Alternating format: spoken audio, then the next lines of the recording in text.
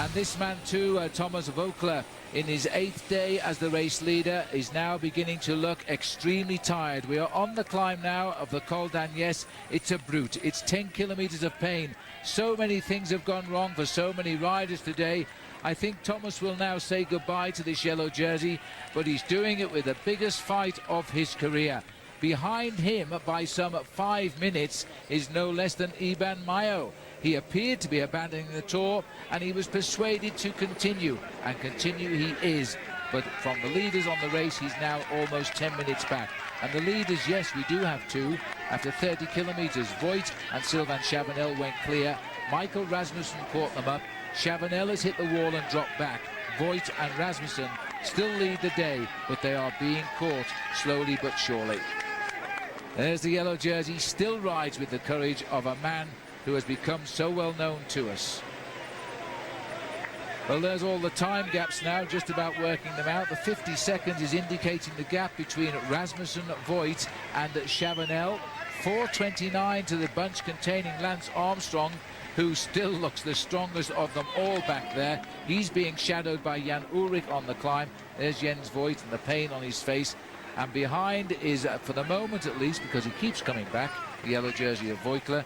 Long way behind is the orange jersey of Mayo. There's a lot of great battles happening. It's a pity we haven't got 500 cameras this afternoon to watch every story that's unfolding here at the Tour de France, because you can be sure that every bike rider in the race today has a story to tell at the end of the day. Rasmussen is doing a fine job setting the pace. I really appreciate the effort from Jens Voigt, because Jens is not a climber by any means. He's riding on courage, just trying to stay in contact here with Rasmussen, who is obviously the superior climber. Chavanel's been dropped. Let's have a look at the back end of the peloton there. You can see all the blue jerseys of the US Postal Service at the front, just setting their tempo for Armstrong.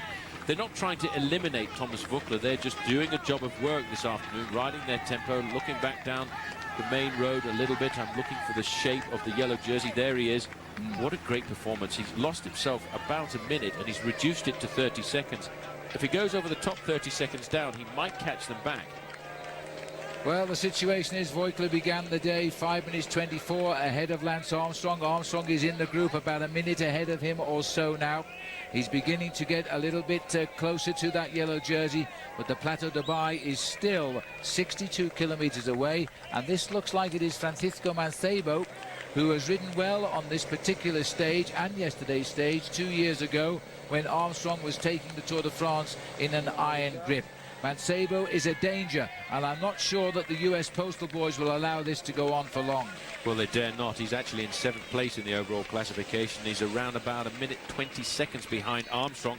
He's 6:43 behind the overall leader, Thomas Voeckler. But what's more important is his relationship to the big contenders. And as you can see, he's got a slightly different jersey on his shoulders to the rest of the riders from the Balearic Islands team. He's actually the Spanish national champion this season. Now, at the back, this acceleration by Spain at the front is condemning another Spanish rider at the back, number 111, the winner last year of the Vuelta a España, 34th overall last year in the Tour de France, brought in this year to Liberty Seguros as the top man and the leader to challenge Armstrong. Well, that challenge is not going to come, I don't think, in 2004. It's unbelievable today. 21, Tyler Hamilton, the leader of Phonak, gone.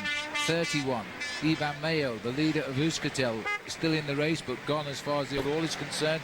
Now 111, the boss of the Liberty Seguros team, he's gone as well. Heras Mancebo has attacked. Mancebo, by the way, 2 years ago finished 15th on this stage, 3 minutes 17 seconds behind Lance Armstrong. Maybe he's remembering that, and he's trying to get some time on him right now, because here he is. He's not afraid, he's not scared of going out and actually attacking the blue armada of Lance Armstrong. This is the back of the group. 1 or 2 riders in a spot of bother being left behind there. The man just getting dropped off here is Juan Miguel Mercado, who was very good a couple of days ago. One of Armstrong's teammates there, Tricky Beltran, not riding in really excellent form for the moment. Maybe he'll kick in when we go into the Alps in a couple of days' time. He's worked pretty hard, though. Remember, this is a day of past storming, and now he's done his bit, and maybe it's time to just try and save some energy for next week. If you think this weekend's hard, we're going to be talking like this all next week, because it is such a hard end. We still have the individual time trial of no less than Alpe d'Huez. They're going to barrier the last 3 miles or 5 kilometers of that road because they're expecting in excess of 1 million people on the slopes of the Alps. The Tour de France is still in its early stages for many. We're going to have a big showdown on the final climb of the day. Certainly, if you see the pressure that's been put on this race by US Postal on the front, there are a lot of tired bodies in this race. People criticised Armstrong for losing his yellow jersey on stage 5 after they dominated the team time trial with a rapid performance by his team, defeating everybody by over a minute. But I think what it showed was Armstrong was very intelligent to allow them to lose the jersey and force another team to do the pacemaking along the flat. Just look at these riders here, cracking one by one here. Armstrong has gone. Sandy Cazar borrowing the white jersey from the current yellow jersey. Thomas Voeckler is here now on the left of our picture. He's third overall in the race, and he's now battling to hold wheels here. There's so many riders who are now blowing away to the world as the Armstrong-led peloton just maintains the same tempo. They're not attacking, they're just keeping the tempo, and if you can't match it, you fall back. It's an unbelievable tempo that they're setting. They're condemning a lot of riders now to having to ride to the finish on their own.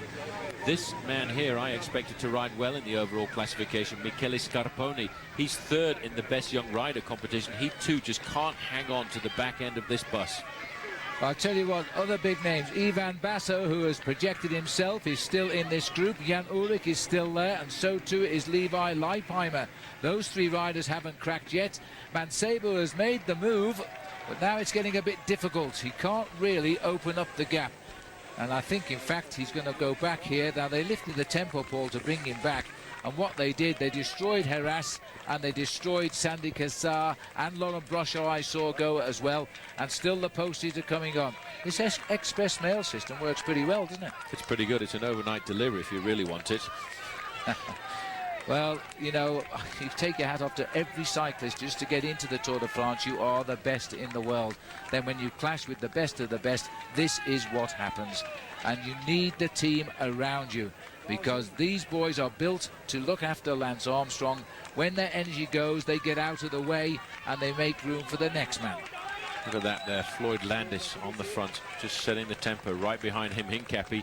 Hincapie got his jersey ripped open this afternoon. Let's not forget the temperature is here at the Tour de France now. It's not the 15 degrees Celsius we had over the first week of racing. We're in the valley roads in excess of 30 degrees Celsius. The only thing that helps these riders is at the top of the climbs, the temperature does drop a little bit. There's the yellow jersey. Struggling to stay in the bike race, but doing a fabulous job.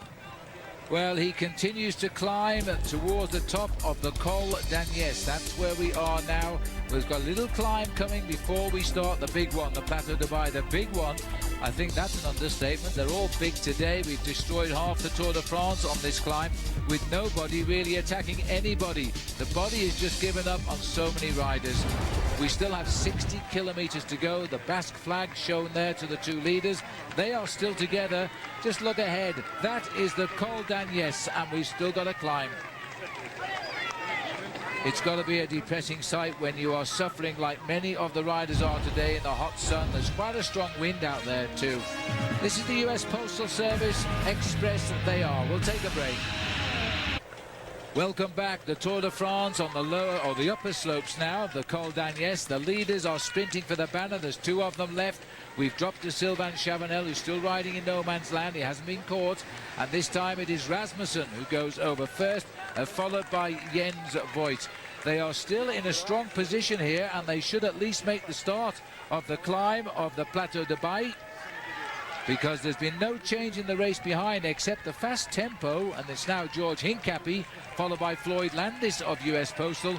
One by one, this team is systematically destroying everybody else in the Tour de France. That group now is down to about 20 riders only. We're looking at the Mayo jaune reforming around him.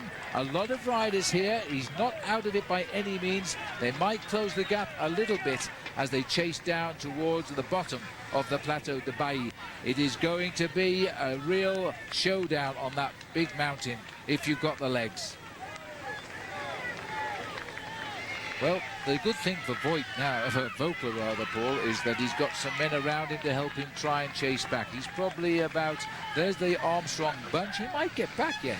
He's around about 40 seconds. It doesn't look very far on a climb, but it is actually quite a long way because you're covering the kilometers every 2 minutes or so.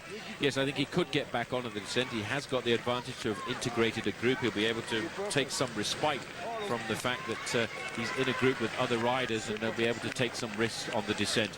This team here, though, is doing a sterling job. And you know, one thing is they haven't actually really turned up the screws. They're just riding a tempo. This is probably the same tempo that they rode this course in training about 2 months ago. That, I think, is the amazing thing about Armstrong. He almost has ridden the Tour de France twice before he comes here. That's right. I can now give you the composition of that Armstrong group. So here we go. Armstrong, Acevedo, Hincapie, Landis and Rubiera, all members of US Postal. Ullrich, Andreas Clouden and Guarini of T-Mobile, Pereiro of Phonak, Christophe Moreau of Crédit Agricole, Basso, who won yesterday, Manthebo and Carpets of the Balearic Islands team, Georg Tochnik of Gerolstein, and Richard Veronk of Quickstep, Cauchioli of Alessio, Goubert, AG2R, Leipheimer of Rabobank, and Gilberto Simoni has got back. We just saw his red jersey tagged on to the end. That's the leading group now, chasing the two leaders. Looking now at the leader here now, as we see Floyd Landis heading up now towards bridging this gap. I wonder if they'll pick up those two leaders here. There's Landis now. Armstrong also concentrating, and something great in store for us too is a half-hour commercial-free brought to us by Powerbar, and that's how we'll follow the last half hour of today's stage of the Tour de France. Thanks to Powerbar, commercial-free half hour. And don't forget, live like Lance, meet the man, win the bike, and get the coach. Go to powerbar.com.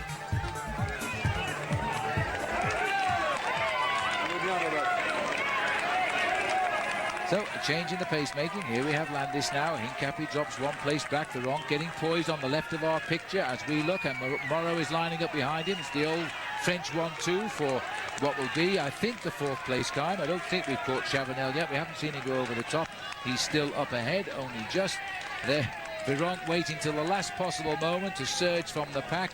And Moreau has never yet beaten Veronk. He's tried hard enough, and here we go again. He looks across, sees where Moreau is, and he gives it his best shot. And Richard Veronk is continuing to lead the King of the Mountains. He's losing a little bit of ground, nothing to worry him on Chavanel, because Chavanel very shortly will be back in this group and probably behind it. There he goes, Veronk and Moreau in that order. Just a quick look at the time gap there, 3 minutes and 44 seconds from the leading group of two, right back to this group containing Armstrong. There's Gilberto Simoni in the red jersey at the back. 2 times a winner of the Giro d'Italia. This year, third overall behind his own teammate, Damiano Cunego. And here is the yellow jersey group. We get a time here to see the difference between the yellow jersey group and the group containing Lance Armstrong. But once again, Phil, I think almost the whole of the world is behind this kid in the yellow jersey. He's been so courageous. It's a name we've hardly ever mentioned on any of the races we've commentated on this year. But this year, this man will never, ever be the same person again. He'll always be a man for the Tour now in many people's books, as we see yet another stunning view of the mountains. This is a lot further down, I have to tell you now. This is Ibon Mayo. He just wants to get to the finish as best he can. He knows all of his fans are waiting for him. They'll still cheer him, you know, even if he doesn't win. But he's an awful long way behind. 4 minutes 40 is the official time gap we're hearing now from the main Armstrong group, and we think that the yellow jersey is about 56 seconds behind that group. That's bridgeable on the descent. Very bridgeable. My old mate Sean Yates could go down a mountain like this and bridge a gap of 2.5 minutes if he took a certain number of risks, and the riders might just do that. But the story of the day is the wearing down of all of the opponents of Lance Armstrong. Pre-race favourites have disappeared. Haimar Zubeldia, 5th in the Tour de France last year, has abandoned. His teammate here, Ibon Mayo, is currently more than 8 minutes behind Lance Armstrong. And he's the man who smashed Armstrong in the time trial of the Dauphiné Libéré earlier on this year. That's right. Hamilton has gone as well, of course. Denis Menchov, the best rookie of last year, white jersey, he has given up. Fabian Wegman, the winner of the King of the Mountains in the Tour of Italy, he has gone. Heras has been dropped, can you believe? Mayo is in trouble. The others are following US Postal. I'm wondering what on earth is going to happen next. He looks cool, doesn't he? But here comes the fight back, and we expected it from Thomas Voeckler as he now tries to bridge the gap. He mustn't overcook it down here. This is another one of those nasty descents in the Pyrenees. Thomas Voeckler is down, but he's not out. Posties continue to conduct the pace, and we'll take a break. Welcome back to the Tour de France. We're now starting the climb of the Porte de l'Aise. This is only a third category one, so this one isn't going to cause too much perturbedness in the two leaders. It takes us through to the 50 kilometers to go. The crowds are everywhere in the Pyrenees rather today, and there's going to be a long time getting home tonight for most. This is Rasmussen and Voigt, who are the two riders there out in front. And don't forget, as we head towards the Plateau de Beille, we have a power bar commercial free half hour to take us all the way to the end of this extraordinary day. This is just the third category climb at the Porte de l'Aise. Rasmussen leading from Voigt. Out of the race has gone, let me remind you, sadly, Hamilton, also Zubeldia, fifth last year.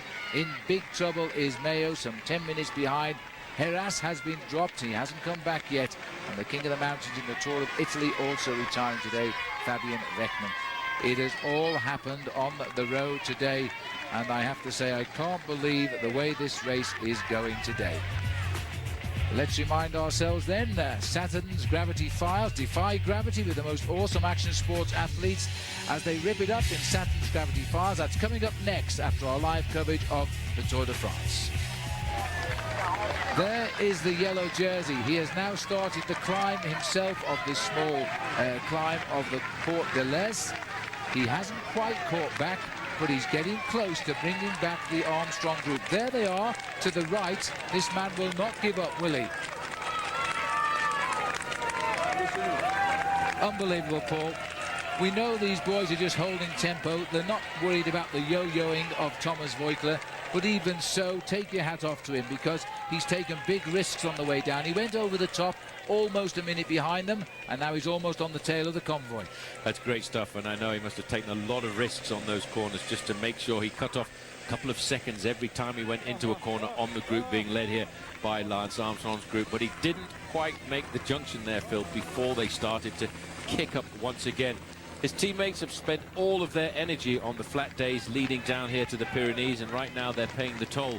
You know, the difficult thing about winning the Tour de France is to have a strong team that will be present at the most strategic points, and that's why Lance Armstrong lost the lead on stage 5.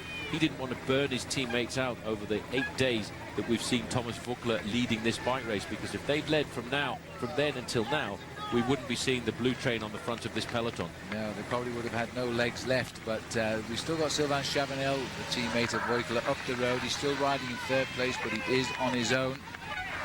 Armstrong's group has been recharged, by the way. We've just seen Michael, I've forgotten his name, I've had a total blank. The Australian rider. Michael Rogers. I couldn't think of his name. I was thinking of Michael Wright, the old English rider who rode the Tour of Britain. And we didn't even speak rode the English. Tour de France. And he never spoke any English either. He was born in England and he lived his life in Belgium. Couldn't speak a word of English. Yes, Michael Rogers has rejoined the Armstrong group. So he's back there now. And that is good news to the Australians, because he's getting better every day. And Scarponi has also rejoined the group here. Now we see here, right on the front, all of the survivors today of US Postal Service. Landis there looking at camera. And this group is still not really catching up with anybody, but, well, they are really. They've knocked off a minute now as they try to bring back those two leaders. The team that have done the best on these Pyrenean stages, I have to say, is the blue team here. The team of Lance Armstrong. They have got 5 riders in this very select group at the front end of the bike race, to 3 riders from T-Mobile, from 2 from the rest, and most of the other teams have only got 1 man left in there. I have to think that if you look there at this man, I've said on a number of occasions this afternoon that he's going to lose his jersey. I think he still is, but what a battle we're witnessing from this young 25-year-old Frenchman trying to stay in the lead. He also must stay somewhere in the proximity of Sandy Cassar, otherwise he'll lose his lead in the white jersey competition, because tomorrow he could pull that jersey on and replace it for the yellow.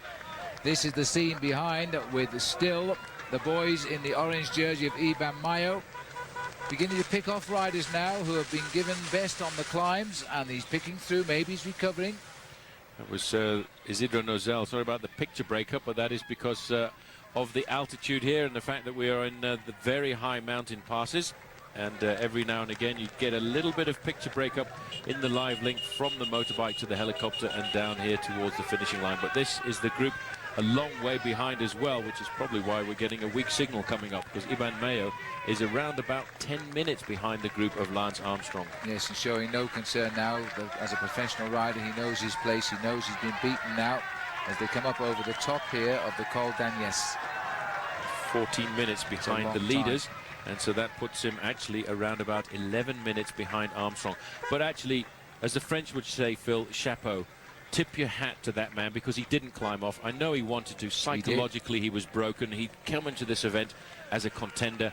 Now he's an also-ran. But let's not forget, sometimes the also-rans can create a bit of confusion in the last week of the race once we go up to the Alps. He's a likely stage winner in the Alps now, because Lance Armstrong won't have any reason to chase him down. Not now. 14 minutes now at the Plateau de Beille to carry. He could be half an hour down, but more likely about 20-23 minutes when he gets up to the finishing line. Floyd Landis, his jaw set, is now getting to the front and giving it his best shot as well. As we go up to the two leaders, they're coming up towards the top of the Porte de l'Est.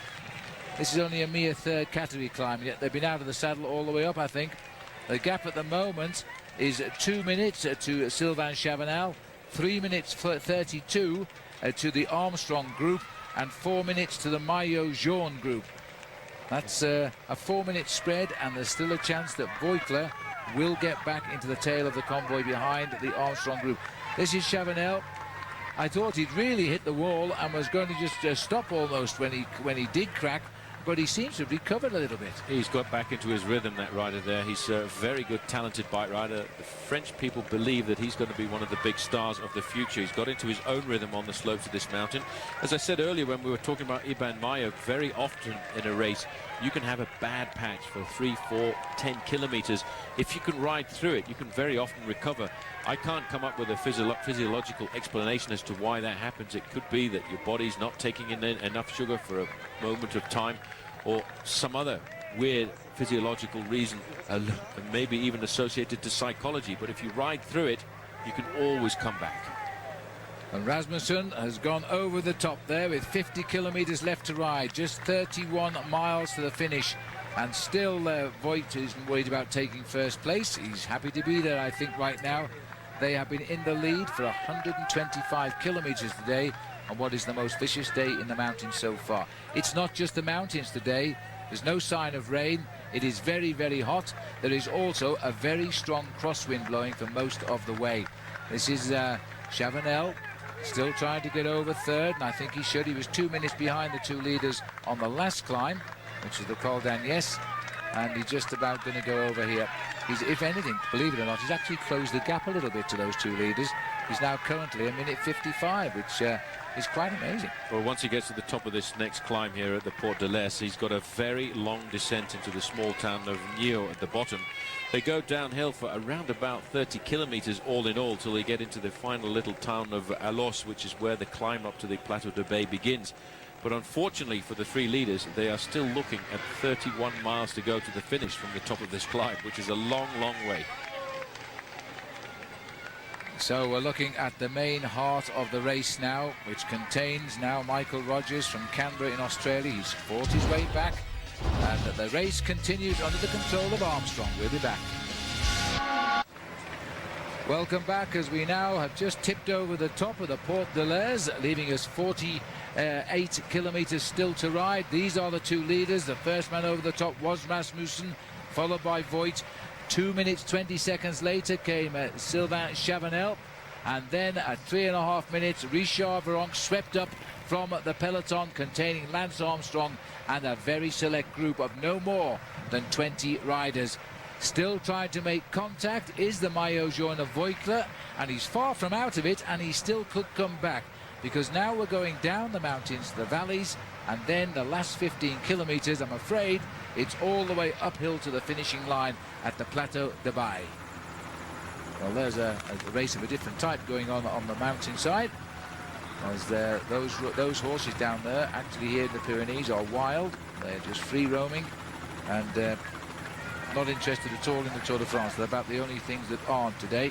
What a lovely shot that is. This is the select peloton down here of Lance Armstrong and US Postal as they lead the charge off the mountain. There's been no effort by US Postal to race down these drops. They have just allowed the freewheel to happen. Riders who've had the legs have chased and got back on, because they know when they get on the other side, we are going to go up yet again. It's certainly grown a little bit, that. It's not 20 right now, looks to be more like 30. Now there's the group containing the Mayo jaune. Welcome back, Thomas Voeckler. He's unbelievable. He has refused to concede here. He goes to the foot of the Plateau de Beille, now still the leader of the Tour de France. There he is down there. And then it's a showdown between him and Lance Armstrong. Well, experience the wonder and excitement of the great outdoors as OLM brings you the greatest moments in outdoor and action sports. That's Outside Magazine's Ultimate Top 10, all new tomorrow, 11:30 a.m. Eastern, right here, of course, on OLM. The Posties in action, led by Floyd Landis. Watch that bend. That's a real sharpie. But Landis is a good bike handler. Not doing any risk-taking here now, just leading the select group of riders on the way down the Porte de l'Est. Well, it was only third category, Paul, but you've got to watch your way down, because these are very tight bends on the Porte de l'Est.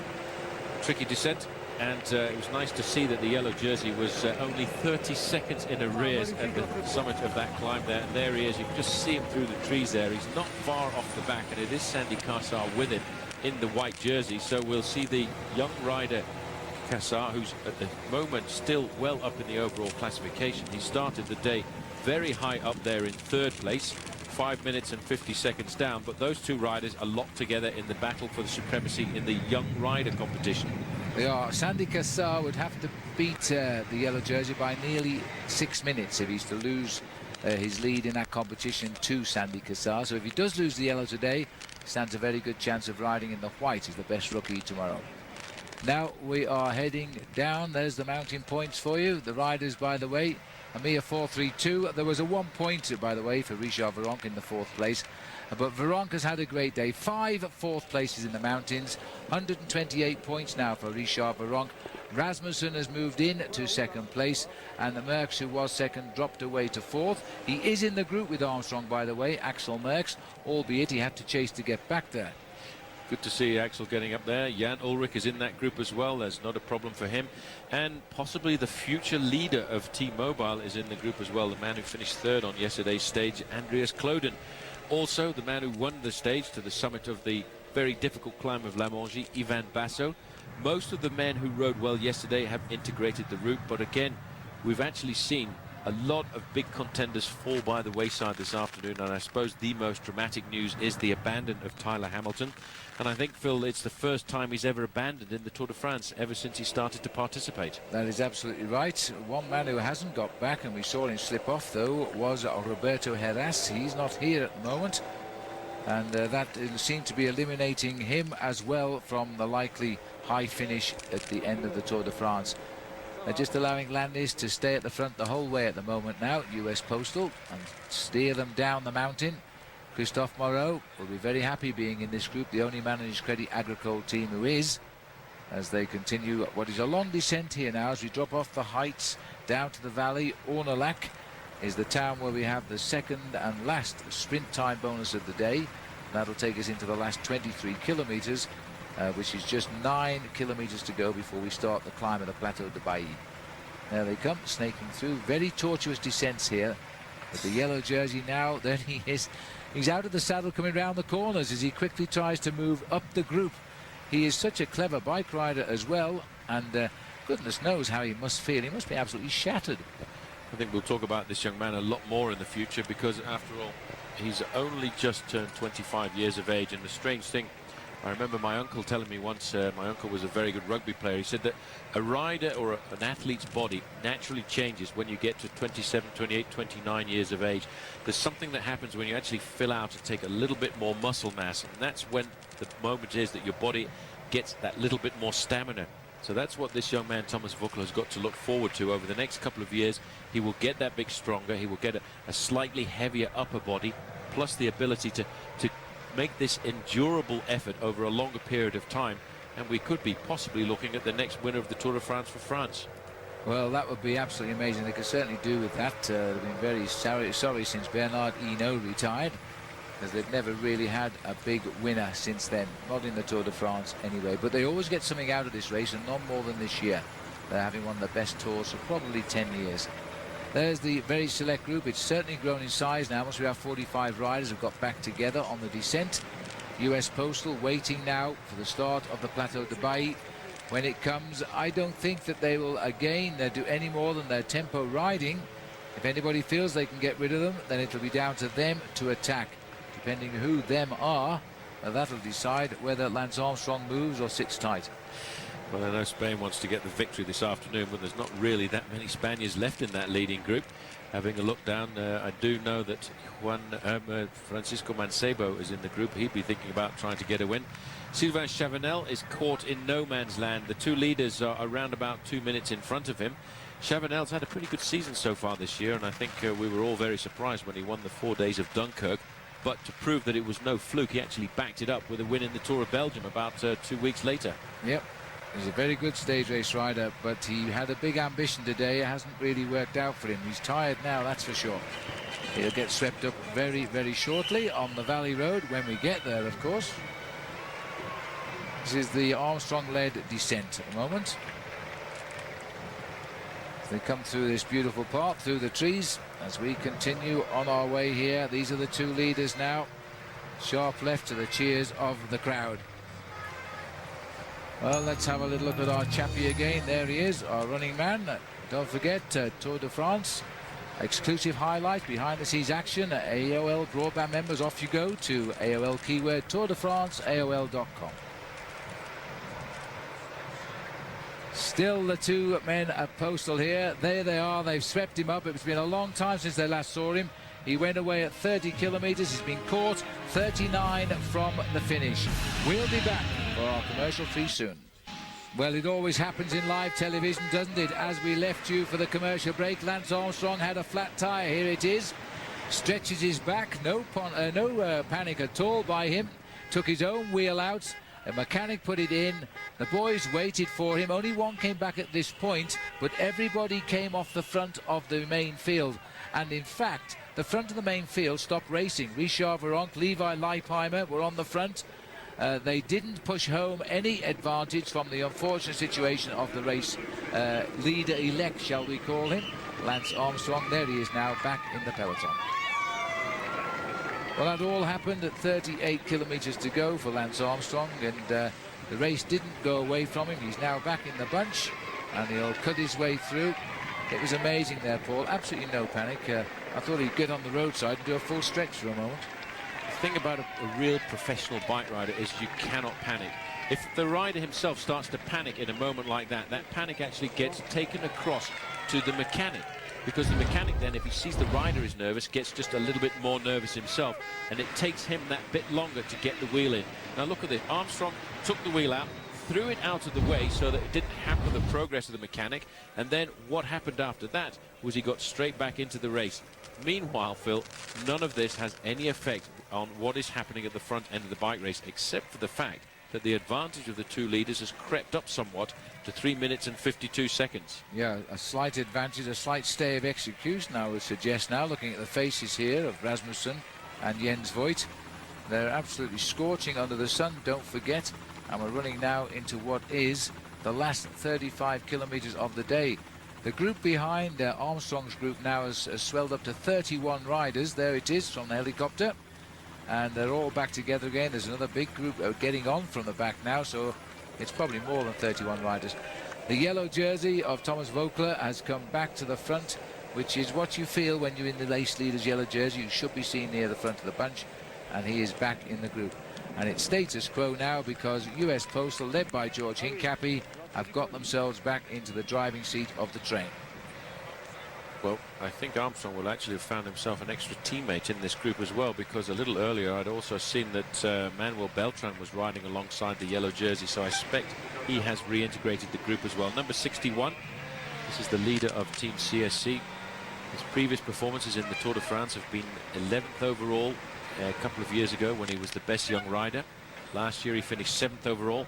And strangely enough, his team manager, Giancarlo Ferretti, didn't want to keep him on board. He said, what's the point of paying a lot of money for a bike rider who doesn't win races? Well, I wonder what he has to say about that performance yesterday, because not only did he respond to the attack of Lance Armstrong, he also accelerated past Armstrong in the last 50 meters of the race to take a very good and dominant victory.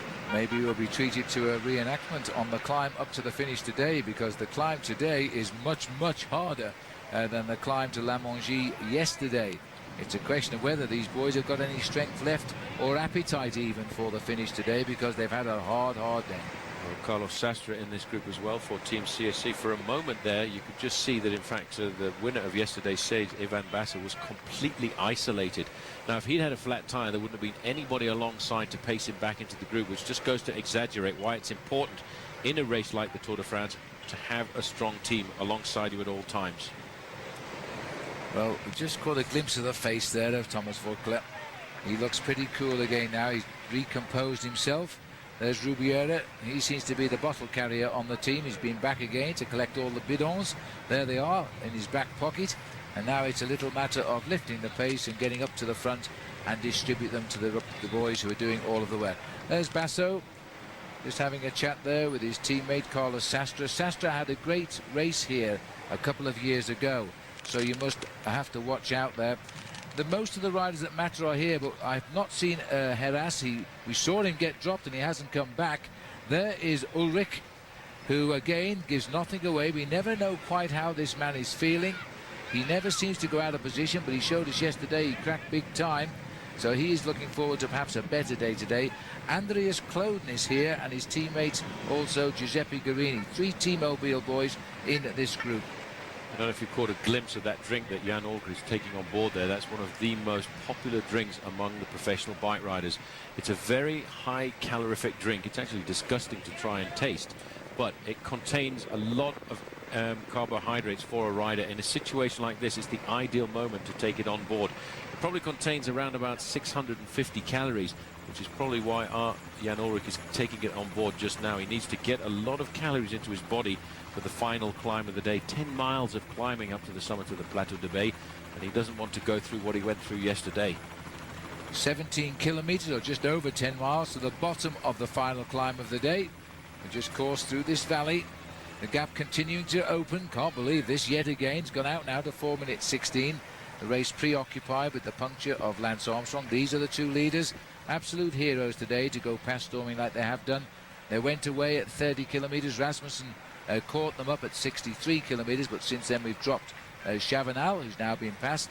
And these 2 now clear on their own by 4 minutes and 16 seconds, and they're 32 kilometers from the finish. If it were to be successful, then Voigt would have been ahead of the race for 140 kilometers today. Rasmussen started the day almost 5 minutes behind Lance Armstrong in the overall classification, so was never really regarded as a threat to taking the overall lead, which is probably why he's been given this certain amount of liberty. But what impresses me about this Danish bike rider who came across to the sport of road racing from mountain biking is he actually told the Danish press that he was going to attack on the 2 big mountain stages, and he felt that this day was much more in his capacity than the previous day, and I think that's proving to be the case, because this has been an unbelievably long escapade. Yes, it has, and quite interesting, in fact. The CSC rider Voigt was on a different team last year, Crédit Agricole, and Rasmussen was on Team CSC, and Rabobank took him as a likely team leader along with Levi Leipheimer. Seems to be working out because they have a definite 2-pronged attack in the Tour this year. So there we have the situation at the moment.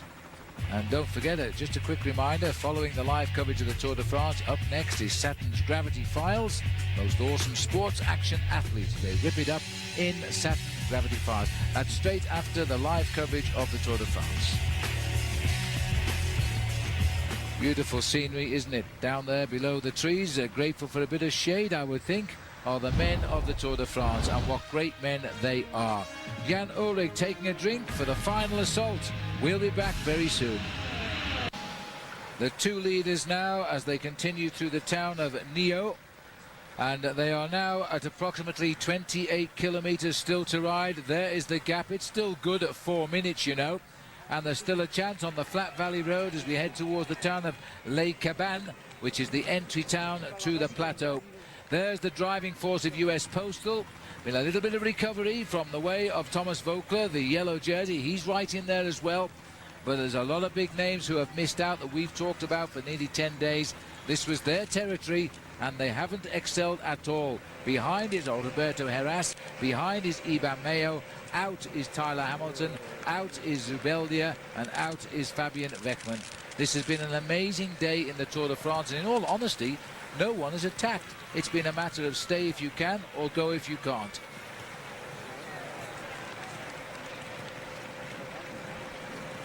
Richard Virenque's had a great day, increasing his lead over everyone in the King of the Mountains, sniffing the 4th place on 5 occasions behind the breakaway.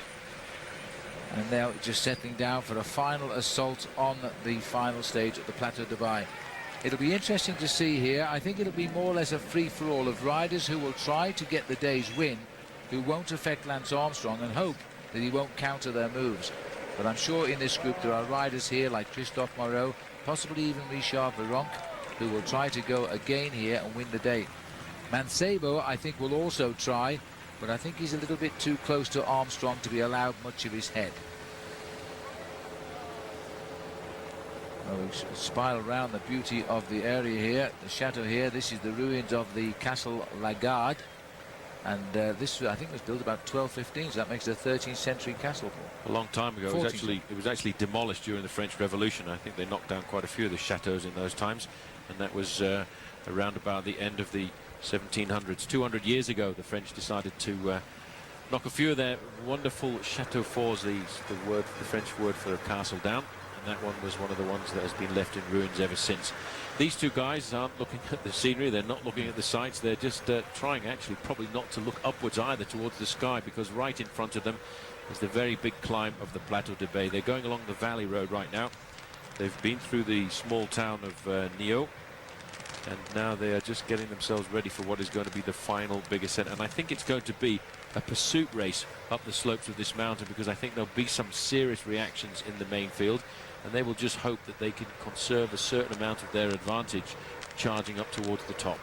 Well, they look to be going as quick as ever here, but in fact they're being caught at 3 minutes and 46 seconds. They're riding down the main highway in this area, which goes right through to Andorra, but is closed today for the Tour de France. No idea how you get to Andorra, because this road is shut for 6 hours and there's no other way into the Principality from France in this region. But they are riding down at the moment. 3 minutes 50 is what they're telling us as I speak. And behind, the riders now are all assembling around the blue jerseys of US Postal. And slipping to the back, but it doesn't look to be an entry. I think he's looking for a drink, possibly. Thomas Voeckler. Oh, he's having a chat there with one of the riders on the Lotto team. He's had a marvellous day, even so. He goes to the foot of the Plateau, the Plateau de Beille, still as the leader of the Tour de France. How many times have we seen him do this? Now he sprints off the back and goes back to take his position up the front. Unbelievable. Exactly what he's going to have to do. And by the way, if you've been following the Tour de France and you knew that it was on and you wanted to go to Andorra, well, you'd have to go round and come in by the gateway from Spain, and that's an awful long detour. And if you got caught out and didn't know the Tour de France was on, well, you just have to sit at the side of the road for 6 hours. Well, at least you can enjoy the spectacle of the passage of the Tour de France. That's always the way. There's Floyd Landis now. His job has been great in this tour, here for one man, and that's Lance Armstrong, of course, doing a great job. These two boys heading down towards the sprint. They're just coming into Ornolac, and there'll be a small time bonus sprint here that neither of them worried about it, of course. But maybe Voigt will get it. If he does, Paul, it'll be his first prize of the day in first place. Unbelievable. Huge crowd turned out here as well in this very small town of Ornolac. They've just been through a very nice, pretty town called Usac-les-Bains, which they went through at 24 kilometers to go. They've got a long flat road to go along here before they get to the final climb of the day, and it is basically completely flat for around about 8 kilometers now. And then once they get to the end of this long valley road, they'll take a turn to the right, and then they'll go right up the side of the valley which they've been going along, and it really does start to dig in then, because it's a long climb, 10 miles of climbing. 25 kilometers to go. They've just gone under the banner. They know the last 15 are all uphill, so they are just 10 kilometers away. Jens Voigt, we've seen him in front of our television cameras in these low moves ever since day 2 of the Tour de France, which was in fact stage 1 on the road. And ever since then, he's been a great attacking rider. You'll never slow him down. I often wonder why Crédit Agricole, the team he left last year, let him go, because he's such a valuable bike rider to any team. Well, I also wonder why they let go Stuart O'Grady as well. And both of those riders, since they've left the team, have had a very successful year this season. Stuart O'Grady got himself a day in the green jersey, and he got himself a stage victory too. And Jens Voigt has had a brilliant year so far this season, riding for the team CSC from Denmark. Well, as they arrive at the sprint, which is not so important to any of them, just let me remind you, there are 4 categories in the Tour de France, and they're all wearing a coloured jersey. The yellow jersey, the most important, still being worn by Thomas Voeckler as we go towards the Plateau de Beille. Also, he leads in the white jersey for the best rookie, but it's being worn by Sandy Cassar at the moment. Richard Virenque's had a great day in his polka dot jersey for King of the Mountains. And Robbie McEwen, by the way, the wearer of the green sprint jersey, he hates the mountains, but then that's why they brought in the green jersey in 1953. That was for the riders who couldn't climb the mountains, intended for the best sprinter. And at the moment, Robbie McEwen is in a big group behind the main field, but they won't be eliminated because there are too many of them together. But I think today, Paul, it'll be around 35 minutes behind before they come home. It might be even, yeah, 35 minutes for those guys, and I think the elimination time will be closer to 50 or 55 minutes on a stage that roughly is going to be around about a 5.5-hour stage for this 205 kilometers the riders have raced. No contest at all as they go through the sprint point. Jens Voigt gets the maximum points there ahead of Rasmussen, but not too worried about that. Well, at least Jens Voigt has won something, because Rasmussen took the last one, so Voigt has taken this one. Now the rid is Chavanel, who was the winner every time till he was dropped. But they're not interested in this. They are continuing now to the foot of the Plateau de Beille, and then today's stage, it'll really begin. We'll take a break.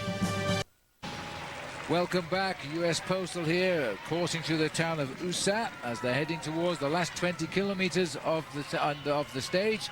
And you can see now the Mayo has found the hottest train in the business. He's hooked up with US Postal. He is still the leader of the Tour de France as they continue now.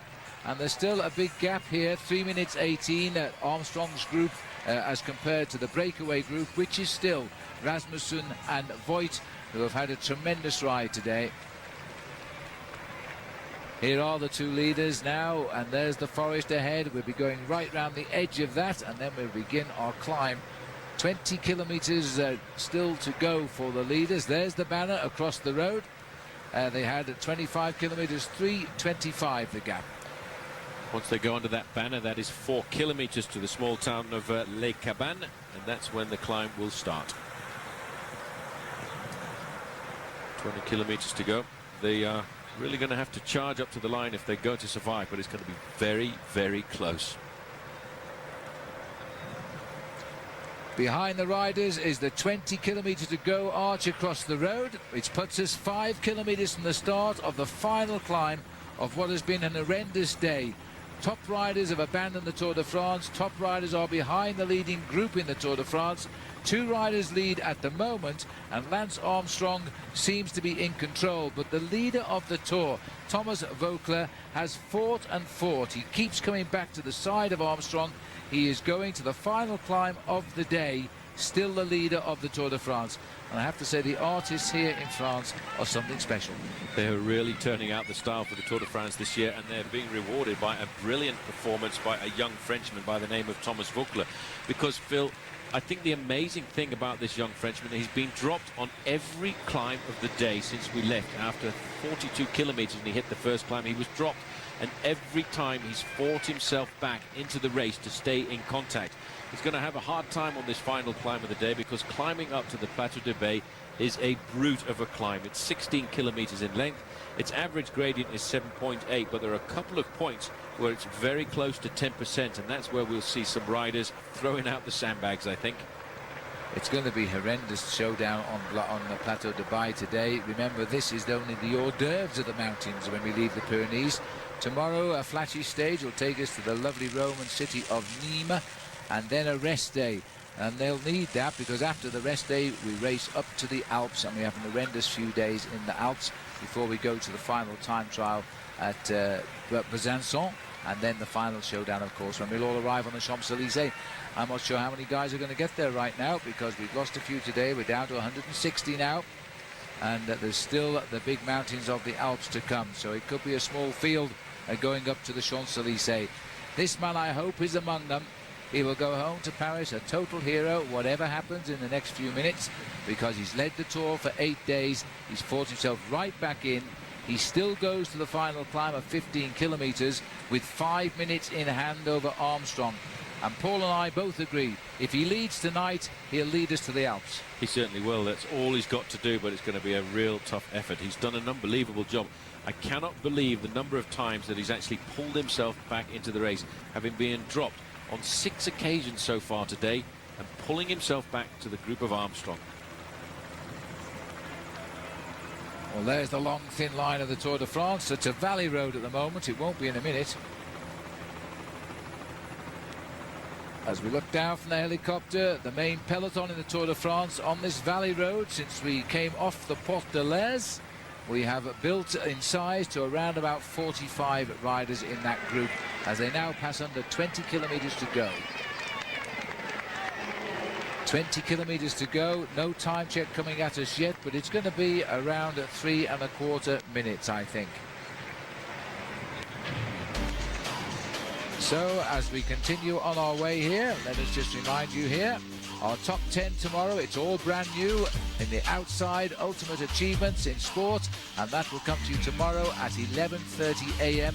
and that is Eastern time. That's Outside Magazine Ultimate Top 10. Now let's have a look here at Lance Armstrong. Is he concerned about what's to come? Don't forget, we have our commercial-free half hour when we come back. We'll be nearly on the Plateau de Beille. Welcome to the Tour de France, and welcome to the lower foothills of the Plateau de Beille, the 3rd time only in the history of the Tour de France, which goes back 101 years that the riders have climbed this. There have only been 2 winners, the great Marco Pantani and Lance Armstrong, a couple of years ago on his way to winning the Tour de France. And the 2 men to reach it first, Jens Voigt on the right of our picture and Michael Rasmussen. So settle in now, because we are going with our commercial-free half hour, which is brought to you by Power Bar. And we are going to stay with the riders now all the way up the Plateau de Beille. These are the 2 men who've made it first. The gap is 2 minutes and 35 seconds. And I'm just wondering how much they will conserve.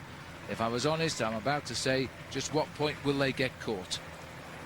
Looking down now, still in the valley road, looking for the little town of Les Cabanes before they make the same right turn and start the climb themselves. Still US Postal have control of this race. There's the time gap and the place of Lance Armstrong, the blue jersey, 2 minutes and 30 seconds. The ever-faithful teammates here drive on as they've done throughout the day yesterday. They will drive on the climb till they can drive no more, and then it's up to Lance Armstrong to try and finish it all off. We'll see. 2 minutes 30 to that big bunch. Well, I also have to hand it to Jens Voigt, Paul, because you look at his face, this man is driving all of the time.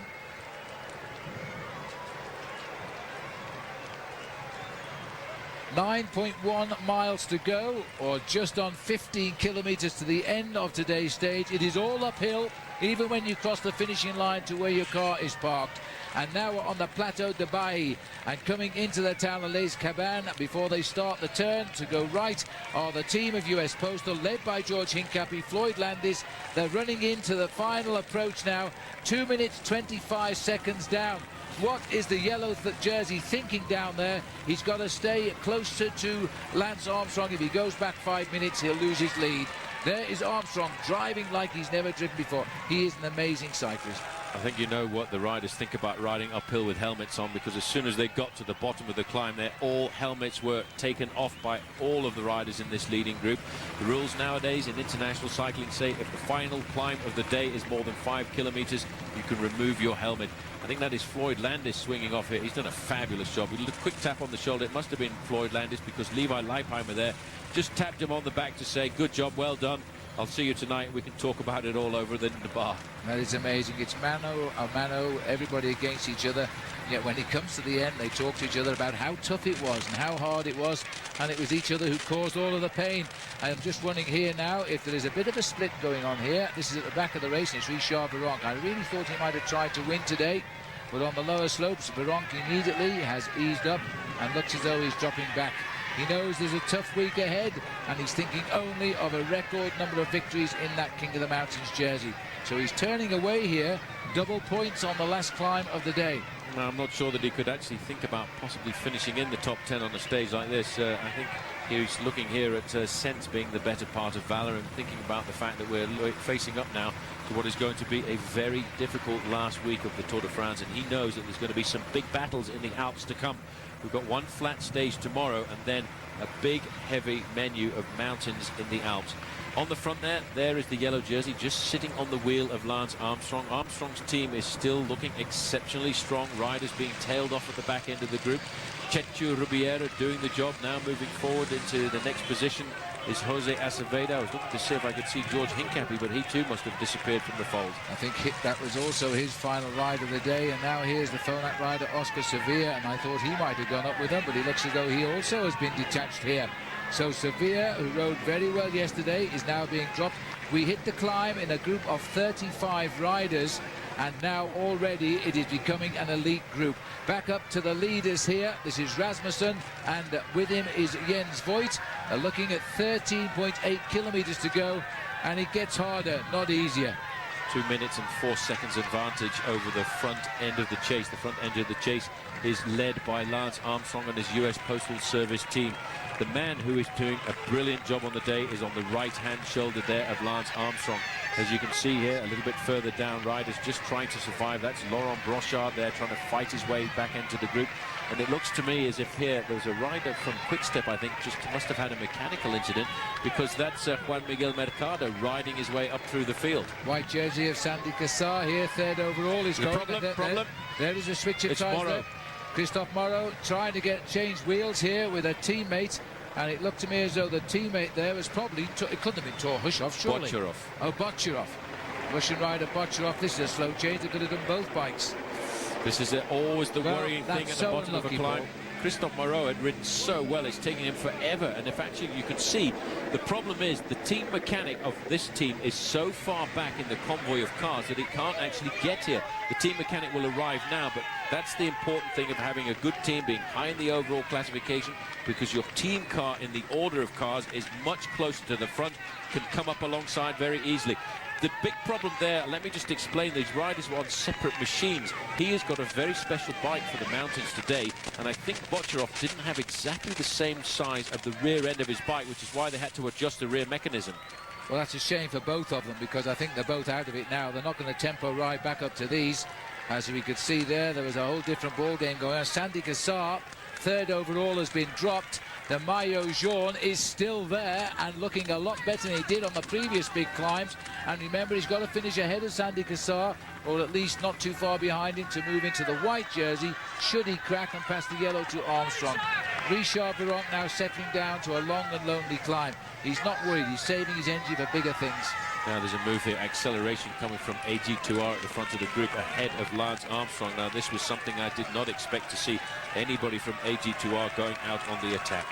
Well, it's either Asta Loza or Yuri Kritsov, and we'll find out which one it is in a moment, but that's the attack there, and causing no reaction from the boys from US Postal. I think this is what we expected today.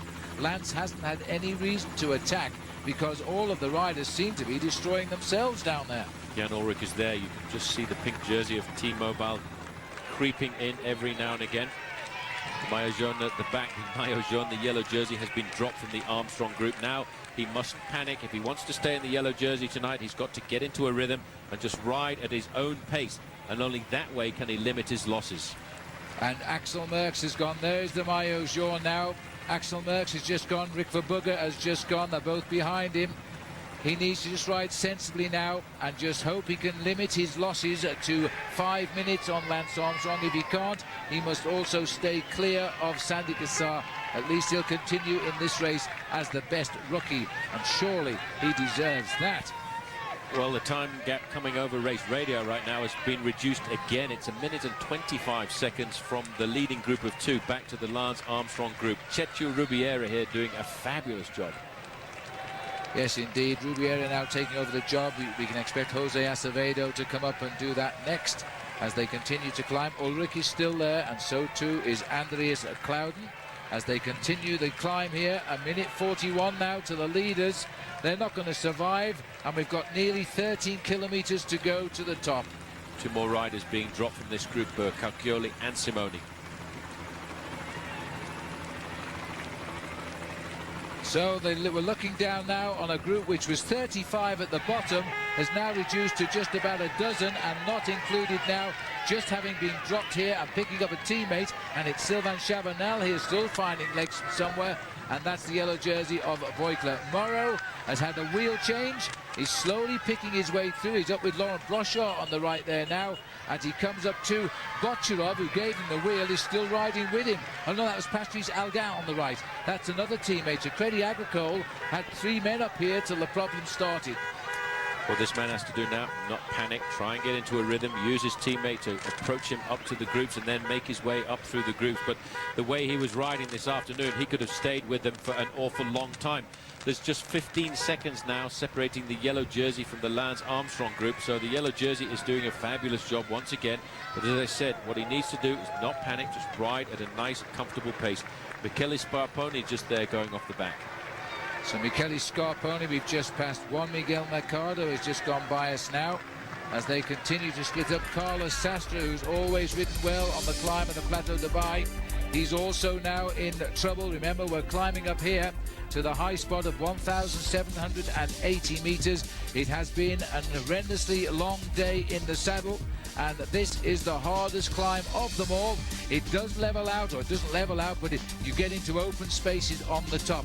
But the Plateau de Beille, with an average grade of 8.6, 8.7%, is going to hurt them all now. And the Mayo Jaune is beginning to lose ground, but he hasn't forgotten how to fight. He is trying to hold on to the back wheel now of his teammate Sylvain Chavanel. When we get to the end of today, we will have covered 205 kilometers. And still Armstrong has never attacked Paul. It's the others can't go with him. Just allowing his teammates to do the work. He's waiting to see if any challenges going to come from the other riders in this group. It's not really his responsibility to attack. It's his responsibility to defend and see if anybody else wants to move away from him. There on the left-hand side of him, there is the man who was the winner of yesterday's stage. Levi Leipheimer is still in the group. He's going to move up to being the second American here in the bike race here this afternoon. Ullrich was also there very comfortably. Armstrong, I feel, has the advantage because he's still got 2 very strong teammates up alongside him. Chechu Rubiera, Jose Luis is his proper name, but his nickname is Chechu, and of course Jose Acevedo, I think the revelation of US Postal Service this year. There is the yellow jersey, around about 20 seconds now behind the group of Armstrong. Just sit back, relax, enjoy the ride to the summit if you can, at your own tempo, because otherwise, if he tries to stay in contact with the Armstrong group, he knows that he would absolutely blow. Yes, and if he can just hold 5 minutes 20 seconds, he'll still be in yellow tomorrow, and that's important. It's a flat day tomorrow. He'll recover and he won't lose his lead. Armstrong won't attack him on a flat stage. He could take us to the Alps. Well, I think I've worked out who's left here. Armstrong, Acevedo, Rubiera, Ullrich is here, Cloden is here, Pereiro is still here, Ivan Basso, Francesco Mancebo, Tochnig, Stefan Gruber of AG2R, and that's, I think, the rider who attacked, and he's back now, and Levi Leipheimer, 151, right in the center of our picture. Leipheimer's in a very good position here tactically because he's got a man up the road after the big long breakaway of Michael Rasmussen. But look at the time difference between these two riders at the front and the group of Armstrong. It is now down to just 44 seconds. This final climb of the day is going to put the last nail into the coffin of the breakaway companions. Still, as Morrow now has come up from his flat tyre, this man has still found his legs to kick on those pedals. He's trying to hang on to Morrow now. And that has been a fabulous piece of riding by Christophe Moreau. He is sitting on some great form this year. This is actually going to be an advantage to the young man in the yellow jersey there. And I think what is fabulous about the sport of cycling, if you look at the people encouraging him at the side of the road, they are Spanish, French, and any nationality you'd like to conjure up.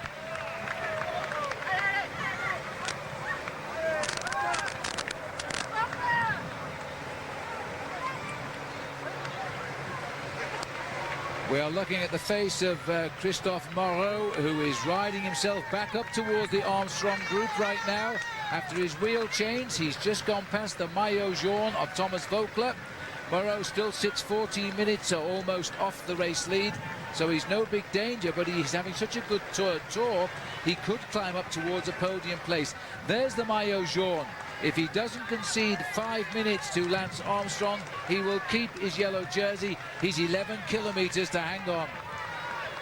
You really got to encourage this young man, and he really has to not panic. That's the important thing. He cannot rival Armstrong. He cannot even rival Christophe Moreau, who he stayed with for a couple of 100 meters but wasn't able to accept the punishing pace that the Frenchman was setting. He just needs to hope that he doesn't lose 5 minutes and 20 seconds before the top of this climb. His teammate once again up alongside him, pacing him nice and slowly, encouraging him. Psychologically, this is a big advantage to have somebody alongside you. The two leaders now looking a bit ragged. I am not surprised. They're only half a minute in front of the race now as they try to hold them off, but really I don't think they can possibly do that now. The spread is only a minute 21. Now what's happened there? Ulrich is hanging. Ulrich is sitting on the back wheel there and going off his Rubiera. He's done his stuff. Ulrich isn't looking at all good here, and remember, it is just hard tempo riding. I think the Atlantic has broken because Leipheimer is on the left and Stefan Goubert is there as well. Well, it looks as though Ulrich is cracking again and Cloden is not. Now look at this. They're turning up the final screw is the man who came into the US Postal Service team during the winter months, the man who goes by the name of Jose Acevedo. Jens Voigt has realized he's going to get caught. He sat up, decided not to stay with Michael Rasmussen anymore, but there is not very much time difference between this lone leader and the front end of the group. Armstrong and his team now turning up the screw just as they did 2 years ago on the slopes of this very climb. But you know, before, it was a man by the name of Roberto Heras. This man is doing exactly the same job. He's condemning Leipheimer, he's condemning Jan Ullrich into the position of former challengers. Well, I'm just looking up there now as Ulrich again is paying the price. Somewhere down the line, he hasn't got himself fit enough for this year's Tour de France. But we could be seeing the same 1-2 as yesterday because Basso is marking Armstrong, and they could be the only two left if this stays on. Well, Georg Tochnig is the rider in the leading group with Armstrong in the pale blue jersey, just staying in contention as well. He was actually looking fairly comfortable, and sitting on the shoulder of Lance Armstrong was the man who won the stage yesterday, Ivan Basso, looking nice and comfortable. Now, Armstrong now has caught Jens Voigt. Voigt is in the group for a little while, and he'll have the chance to witness what the big men of the Tour de France look like on the final kilometers of one of these slopes. So just about 10 kilometers from the finish, Voigt is swept up. It won't be long before Rasmussen is too. As Acevedo, again the last survivor, pacing Lance Armstrong here, then just Armstrong to make the move. There it is. The catch is over. What is left of the peloton, it's hardly a peloton. We've got 5 riders here. And now Acevedo is taking Lance Armstrong to victory here on the Plateau de Beille. There's only a couple of riders will get in the way, and they are the same men who got in the way yesterday. Andreas Clouden and Ivan Basso, the only two to match Armstrong again. You've got to question Jan Ullrich and the fact that he has this inability to control his body weight during the season.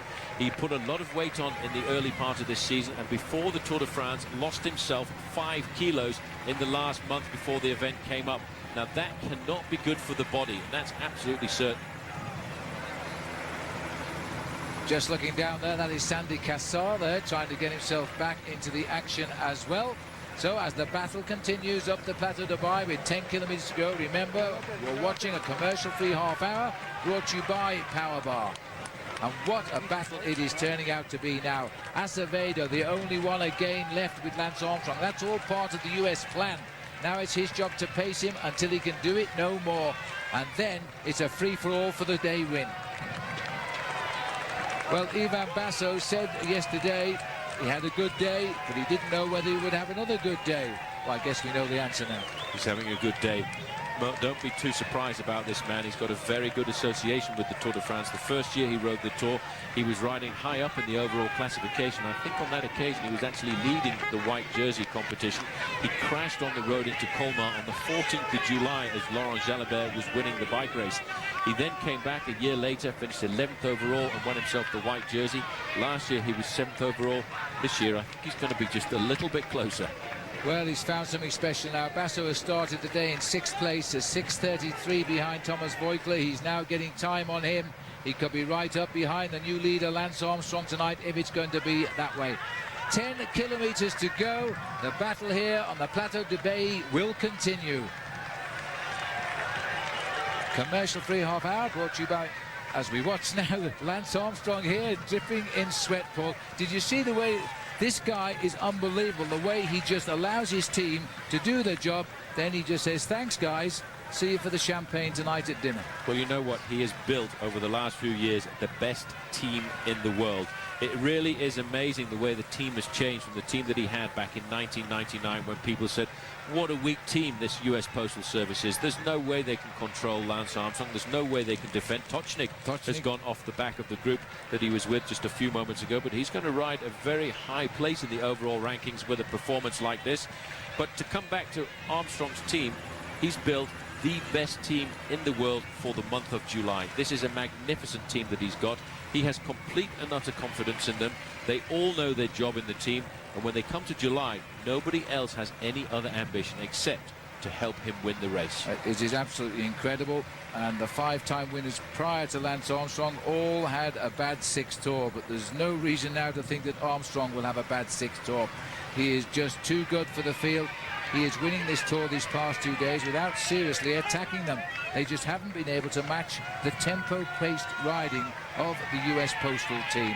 Look at Ulrich here now. He started the day in 16th place, 9 minutes behind Voeckler. He is still in front of Voeckler, but he's a long way behind. Here is Voeckler now. He's going under 10 to go. At this moment, 10 from the top. He is keeping his race lead. Keeping his race lead, and he doesn't look like he's weakening at all. It's not a great climbing style that he's got, but it's putting a lot of energy into his ability to try and stay in contact with the yellow jersey. He's losing a bit of time to Acevedo, Armstrong and Basso, but he's only lost 1 minute and 45 seconds. It's still possible that this young man can be in the yellow jersey tonight, but it's going to be very close indeed. Well, these boys are going to continue to lift the tempo all of the time, I think, and he's going to hang on, but he's still got about 3.5 minutes in hand for the last 10 kilometers. It's possible.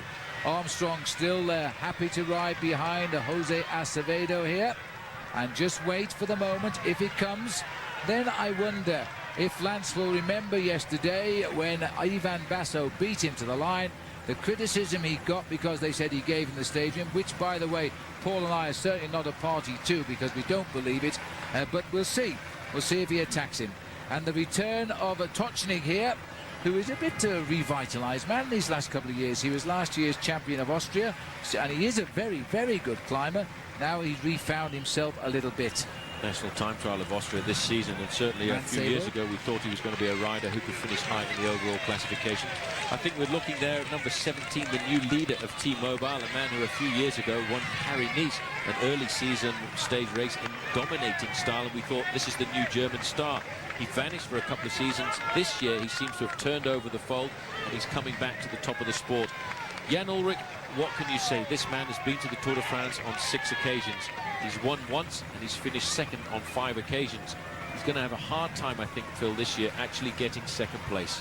He might have a hard time getting over the mental block of having been so bad on these 2 days in the Pyrenees, and he might not finish the Tour de France at this moment in time. Lance Armstrong has built up his cadence there, and it looks to me now as though he might be building up for his assault on the finish, which is 8.7 kilometers away. Look at that cadence of his, just a glimpse of it for a few moments there. He's a man who over the last few years has learned to pedal very fast on a bicycle. That has become his secret. Ulrich, on the other hand, pedals very slowly, around about 85 revolutions every minute, but uses a much bigger gear. Armstrong's ability to pedal this very low gear at high revolutions allows him to produce incredibly violent accelerations on the slopes of a climb like this. These are the two chasers, Francisco Mancebo on the front there, the Spanish national champion, and the German national champion, Andreas Kloden, in second place. So we're looking at the riders here now on the climb of the Plateau de Beille. The whole Tour de France is spread-eagled right across this mountain. This is Georg Tocznik here. Well, there's no change here on the Plateau de Beille. Still up front, setting the pace, is the teammate of Lance Armstrong, Jose Acevedo. But look here now, and this is now Jan Ullrich. He's hit the limit of his ability in this Tour de France this weekend. He is now struggling as he falls further and further behind. The whole of the Tour de France is now climbing in 1s and 2s, and despite any real attack from anybody, the race has disintegrated. It's all really because of the pressure of one man's team. Look at this, the yellow jersey still all over his machine, digging for every last ounce of little bit of energy he can put into his pedaling style. His pedaling style is not pretty, as if you look at it, the way it's getting out of the saddle is not smooth, but at least it's keeping him in with a chance of holding the yellow jersey for at least a couple more days. He's riding alongside the Russian rider there, Vladimir Karpits, and he's got somebody to measure his effort against. Never say this man doesn't know pain anyway. He's learned how to suffer this past week, and he's still got a real chance of keeping that yellow jersey for a bit longer, because he went under 10 kilometers, a minute and 45 seconds behind Armstrong, who is the next obvious candidate. This is Philippe Gouvert, who is also riding well, so well he's left the Mayo Jaune side. He's come up behind Jan Ullrich. Ulrich now is just going to ride his own personal individual time trial. But don't discount the quality of this bike rider. Armstrong made no bones about the fact that he wanted to go into the final time trial with a huge buffer over Jan Ullrich. Jan Ullrich has the ability to beat some of the riders who are very good in the mountains by 4 or 5 minutes in the final time trial of the Tour de France, which is why right now they are trying to put seriously big time gaps between themselves and this man, who I think could very well be the dominant factor in the latter part of the Tour. But today, he doesn't look like a very strong character. Unlike the other riders, he rides on the bottom of the handlebars, those massive arms, looking more capable of being a weightlifter than the bike riders. But he is such a strong rider, and he is one of the most talented riders, if not the most naturally talented riders in the business. Meanwhile, back at the front, 3 remain, 2 against 1. And Acevedo, to a degree, has a slightly easier task now. The only man behind is Basso, and Armstrong is still with him. Does this not remind you of something? 2002, there was a 3-man group on the very slopes of this climb, the Plateau de Beille. One was Roberto Heras, one was Lance Armstrong, and the other one was Yoshiba Belocchi.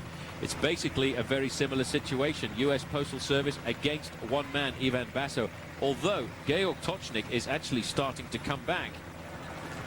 Tocznik is slowly getting back into the race here, as we're listening here to the gaps at the moment, but we're just waiting to hear the gap of the Mayo Jaune. We can see if he's hanging on to that yellow jersey for at least one more day. Well, Georg Tocznik, the guy who is just pulling himself back up to that leading group of 3, actually finished 12th overall in the Tour de France last year. Lots of riders have been put into difficulty here. Ulrich is not that far behind. He's getting into his own rhythm, but look at the monstrous gear he pedals up these slopes compared to the different pedaling style of Lance Armstrong. 14 seconds the gap between Tocznik and the 3 leaders. 56 seconds back to the next men on the road now. who is Ulrich himself. But hey, now it's changed again. The job has been done by Jose Acevedo. He finished off the total destruction of the Tour de France, except one man, and now it's mano a mano, Armstrong and Basso, as it was yesterday. And I don't think today Armstrong will allow Basso to win, which he never did yesterday. It just didn't matter so much. I don't think it was important for him to win yesterday. The important thing was to put time between himself and the other riders in the group. Great job. Jose Acevedo set an unbelievable tempo. His job at the bottom of this climb, and I think he was kept in arrears from the rest of the team over the last few kilometers, was to set the tempo for Armstrong for 3 or 4 kilometers to assassinate all the challengers. And the man who was the biggest casualty is this man in the pink and white here, Jan Ullrich. He's not able to accelerate on a climb as the other riders, the climbers are. He has to go up there like a big diesel engine. Very slow motion, massive gears, sheer power, but can't respond to the accelerations of men like Acevedo. He might well catch Acevedo, as this climb still has 7 kilometers to go to the summit. The only 2 men ahead of him, other than Acevedo, are Armstrong and Basso and Georg Tocznik. So there are 4 riders at the moment in front of Ulrich. And here comes Tocznik now. He has passed Acevedo. He's still hanging at around about, well, they're saying 10 seconds now. Now, you might ask yourself why Jose Acevedo doesn't try and get onto the wheel of Georg Tocznik and get back into the race. His job has been done. He's completely buried himself for his leader, and now he's just going to ride up this climb as easily as he can. It doesn't matter to him if he loses 3 or 4 or 5 minutes, because he has to do this same job again tomorrow and the day after that and the week after that. Yes, and he sits 11th overall at the moment, Acevedo. Armstrong won't be afraid now to stamp on those pedals. It'll be up to Ivan Basso to try and hold on, and they should stir the pacemaking. We'll see if they do, but right now Armstrong, with every pedal rev, is gaining time. He's eliminating his rivals today in the Tour de France. It could be a week of lapse of honor, if you like. The only man looking like a challenger at this stage after 2 days is Basso, and Basso still has a lot of time behind him to make up. Here you can see Armstrong getting out of the saddle, accelerating further down the slopes. This man is hoping that he can stay in the yellow jersey for one more day, but he's now beginning to lose some big chunks of time. He started the day with a 5-minute and 24-second buffer over Lance Armstrong, and he's already lost around about 50% of that. His teammate still pacing him up the climb, Sylvain Chavanel. Well, the Mayo Jaune being paced, as Paul says, by Chavanel. Chavanel has been an absolute hero today as well, in the leading group all day, winning most of the climbs, falling back, looking absolutely dead to the world. He's gone back and he's now helping the leader, Thomas Voeckler, as Chavanel said he would 48 hours ago. There's the 2 leaders of the day. We're switching now to La Mongie. Just like it was yesterday, but this is a much harder climb. The weather is hotter, the wind is blowing far stronger, and Lance Armstrong doesn't seem to want any help. He's just got his cadence going. Mancebo and Andreas Clouden here. Between them is still Acevedo, I think, and certainly Tocznik. Very strange style there. There is Acevedo just on the right-hand side, on the left-hand side of the road, making his way up. He's just cruising right now. He's done his job for the day. All he wants to do is just get himself up to the finishing line. Francisco Mancebo there, very strange style for this Spanish climber, but it's a very efficient one too, because he's right up and moving himself into 4th position. Now Acevedo decides, I've had a bit of a rest after pacing Lance for about 3 or 4 kilometers. I think I'll ride to the top with these guys. Well, we're just hearing now, in fact, that Levi Leipheimer is 2 minutes and 15 seconds now behind Lance Armstrong and Ivan Basso. So once the elastic snaps, it snaps at a big time. And remember that Leipheimer is in front of the Mayo Jaune. This Tour de France has blown apart today. It's been an incredible day. It started with the early abandon of Zubeldia, who finished 5th in this race last year. He has a knee injured in a crash earlier. Denis Menchov, who was the white jersey rookie of last year's Tour, he stopped. Then came the big one with 90 kilometers only ridden today. Tyler Hamilton abandoned the race. Soon after that, this year's winner of the King of the Mountains in the Tour of Italy, Fabian Weckman, went.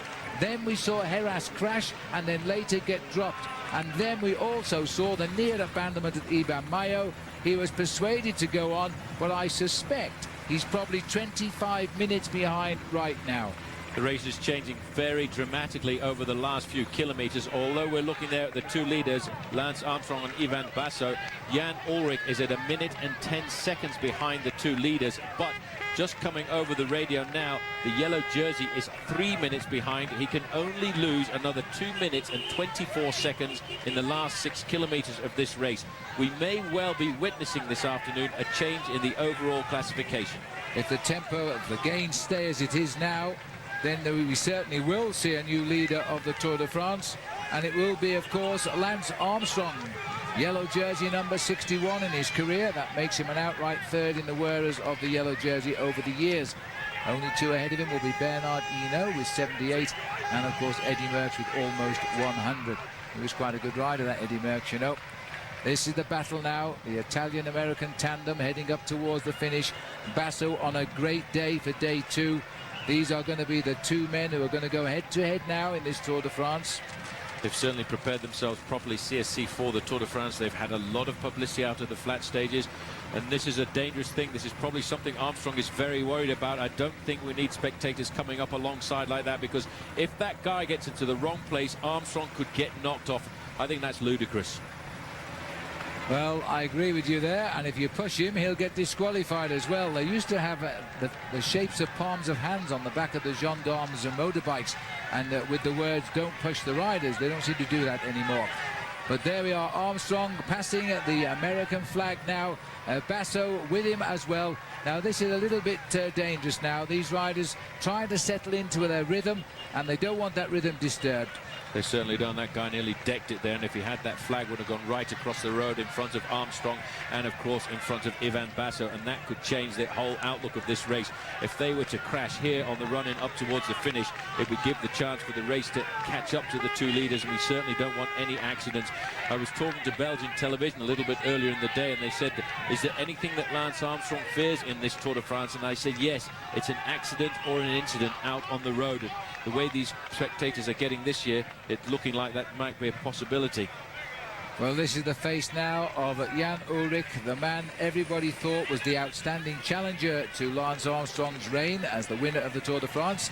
And indeed, in fairness, Lance himself thought this was the man he had to beat. But the picture is changing all of the time. Looks like Ivan Basso in his 4th Tour de France is now the man to beat. So we're looking here at Georg Tocznik, who's riding up to a very high place overall. There are still 5 kilometers to go here. That's 3 miles still to climb up the Plateau de Beille, and that should be enough for Armstrong to take the Mayo jaune. And don't forget, you're watching a commercial-free half hour brought to you by Power Bar, and we are 3 miles from the summit. Now, is Armstrong going to try the ultimate and attack Basso? That's what the question will be in the next 5 kilometers, I think. Well, look at this now, Paul, as he's continuing that high rev. I think Basso is just about reaching his limit here. Certainly, Voeckler he's going to hang on. He's still 6 kilometers to go. It's going to be tough to protect his jersey now. Look at his jersey on the yellow shoulders there. It's completely drenched in water. He's been sprayed all day by spectators from the side of the road. Sometimes that ice-cold water can just shake you into a bit of reality as you start to get into a situation where you're getting put to sleep by the effort that you've been dragging your body through for a series of hours. Georg Tocznik, number 81, finished high up in the overall classification in the Tour de France last year, crossed the line in 12th place. But I think Armstrong is finding himself a serious ally here in the shape of a man who wears number 61, Ivan Basso, the winner of yesterday's stage. We could be looking here at a man who's going to climb into 2nd place on the podium, although he is worried about the length of the final time trial.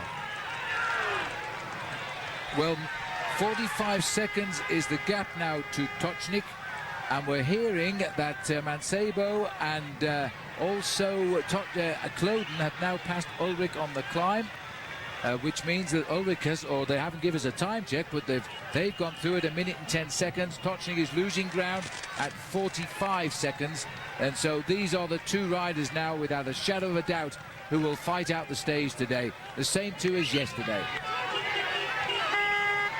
So they're coming up now. The kilometers seem to be ticking off a little bit quicker. This is Ulrich now, only just coming under 5 kilometers to go. This is a battle royale for the Tour de France, and two men are dictating the pace. We'll take a break. And welcome back to the Tour de France. Inside 4 kilometers to go. This man isn't quite there yet. He's about 3.5 minutes down now on Lance Armstrong and Ivan Basso. He's fighting to keep his yellow jersey. His chances are slim. Well, the crowd are being lifted here as they see the Mayo jaune still fighting to stay in that yellow jersey, but up front by about 1.5 kilometers. We're hearing now that the Mayo jaune is 4 minutes behind. He is 5 minutes 24 behind overnight. I don't think he can do it as they now arrive at 3 kilometers from the summit. Basso working with Armstrong. A déjà vu of only yesterday. These two riders are slaughtering the men in the Tour de France. Déjà vu of the same face, but there's more of a grimace on the face here this afternoon of Ivan Basso, because he also is realizing that he can ride himself up high in the overall classification too. He started the day in 6th place in exactly the same time as Andreas Kloden, and he will move up, I think, into 2nd place at the end of the day. Armstrong is just completely and utterly concentrated on the job in hand. He didn't even look at the man with him in the breakaway here as he went past. All he's doing is concentrating on keeping that tempo in his legs, keeping them ticking over. You can feel the crowd. Look at that, the Spaniards, the Germans, everybody's cheering this young man. I think the whole world is pushing this man to stay in the yellow jersey for just one more day. I've still got the feeling he might do it, you know. He's just over that kilometre separated. But, you know, we're getting a little bit easier for the moment on the plateau, and he seems to get strong again. This is Mancebo here, who's still very well placed on the road. So Georg Tochnig, they should be a little bit further up the road. You can see the Basque crowd here from Spain looking for the first Spanish rider. Well, that's him, Mancebo. He might be closing in too on Tochnig, because here he is. Here he is, Georg Tochnig, number 3 on the road. He'll be riding high in the overall classification at the end of today. He's had a serious sort out here in the Pyrenees. In fact, Mancebo is 1 minute and 15 seconds behind the two leaders, who are still tapping out an unbelievably difficult rhythm. Neither of them taking any turns at all at the back. They're actually both riding very well together, sharing the pacemaking. Armstrong, Basso was asked yesterday, did Armstrong talk to you in the final few kilometres? He said no, not a word. He just looked at me as if to say, let's both work together here and try and build as big an advantage as we can over everybody else in this bike race. Well, this has been an incredible day in the Tour de France. And the weekend, or the 2 days, has shown us that Jan Ullrich doesn't appear to be up to it. But he does recover in the last week. He is a remarkable rider. And, you know, the body has changes when the mountains change. You won't be saying yet that Armstrong has won this Tour de France, but he's certainly gone a long way to possibly winning the Tour de France. There he goes, still dancing around those flags there. They're not cheering on Spaniards, they're cheering on an American and an Italian here as we race towards the Spanish frontier, but we stay in France as the race direction there tries to clear the crowd out the way. Armstrong is watching the waters part. It's a familiar scene at this stage of a Tour de France. Unbelievable, the crowd here. I don't think we've seen crowds like this for many, many years on the slopes of the Pyrenees. They all came out really to support one man. They were looking to support Iban Mayo today, and he is probably around about 25 minutes in arrears. Safety at last, the safe haven of the last 2 kilometres. A quick word there, Armstrong looking across. Let's keep riding, let's keep pushing together. I'm not worried about the victory of the stage this afternoon. I'm worried about putting time between myself and everybody else. If you've got any power left in those legs, let's work together. This is the flatter part of the course. Armstrong needs another 1.5 minutes over the yellow jersey if he wants to be in yellow tonight. Well, don't forget that Armstrong in time is just over 1 minute ahead in the overall classification of Ivan Basso. He can't afford to let him go snatching those 20-second time bonuses if he's going to climb like this for next week. So he's going to have to take him on today. I don't think they said anything there when they went under that banner, but Armstrong certainly gave him the big look as they went under the 2 kilometres to go. Look at this now. And standing in the middle there, and we cut away from it, was a rather silly spectator. However, Tochnig is still lying in 3rd place on the road. But let's stay with these two leaders if we can, because I think Lance Armstrong sooner or later will try to attack. Now all the crowd are behind the barriers for the last 2 kilometres. It's a bit of safety now, a bit of sanity returning to the front end of the bike race, and what a bike races have been up the Plateau de Beille here. This is the 3rd man on the road, and you can see the slope has got just that slight bit easier as he's managed to get it onto the bigger chainring now. 4 minutes and 10 seconds for the yellow jersey at 3 kilometers to go. I think he is going to do it because he won't lose too much time, Phil, on this slightly easier final 2 kilometer section. And well, 4 minutes 10 seconds, Paul. He's still got 3 kilometers to go. He is racing to save his yellow jersey through the Pyrenees when everybody thought he wouldn't have a chance. And if he does, he will go on for a couple of days yet. Look at this now. Jan Ullrich racing through the Basque crowd as he drives through towards the summit, but losing time. Here comes the Mayo Jaune, still dancing on those pedals, still from somewhere finding the strength that only a Mayo Jaune can give you. Coming all the way from the Caribbean. I think this young man grew up in the Martinique, in the Caribbean, one of the French departments, and he's now just trying to lift himself that little bit more. 4 minutes and 10 seconds. He can only lose 1 minute and 14 seconds over the last 2 kilometers of the race. Armstrong and Basso there riding side by side inside the final kilometer. 1,000 meters to go. But what's going to be important today really is the time gap back to everybody else in this event. It really is almost a replay of 2 years ago on the very same climb. Well, 2 years ago it was Armstrong La Mangie, Armstrong Plateau de Beille. Yesterday it was Basso La Mangie. We'll find out who it's going to be in a second or so's time. There's the time bonuses we've told you about. 20 seconds, 12 and 8 is the way they distribute times for the first 3 riders to finish. That could spell doom for Voeckler because he is going to be very close to losing that Mayo Jaune.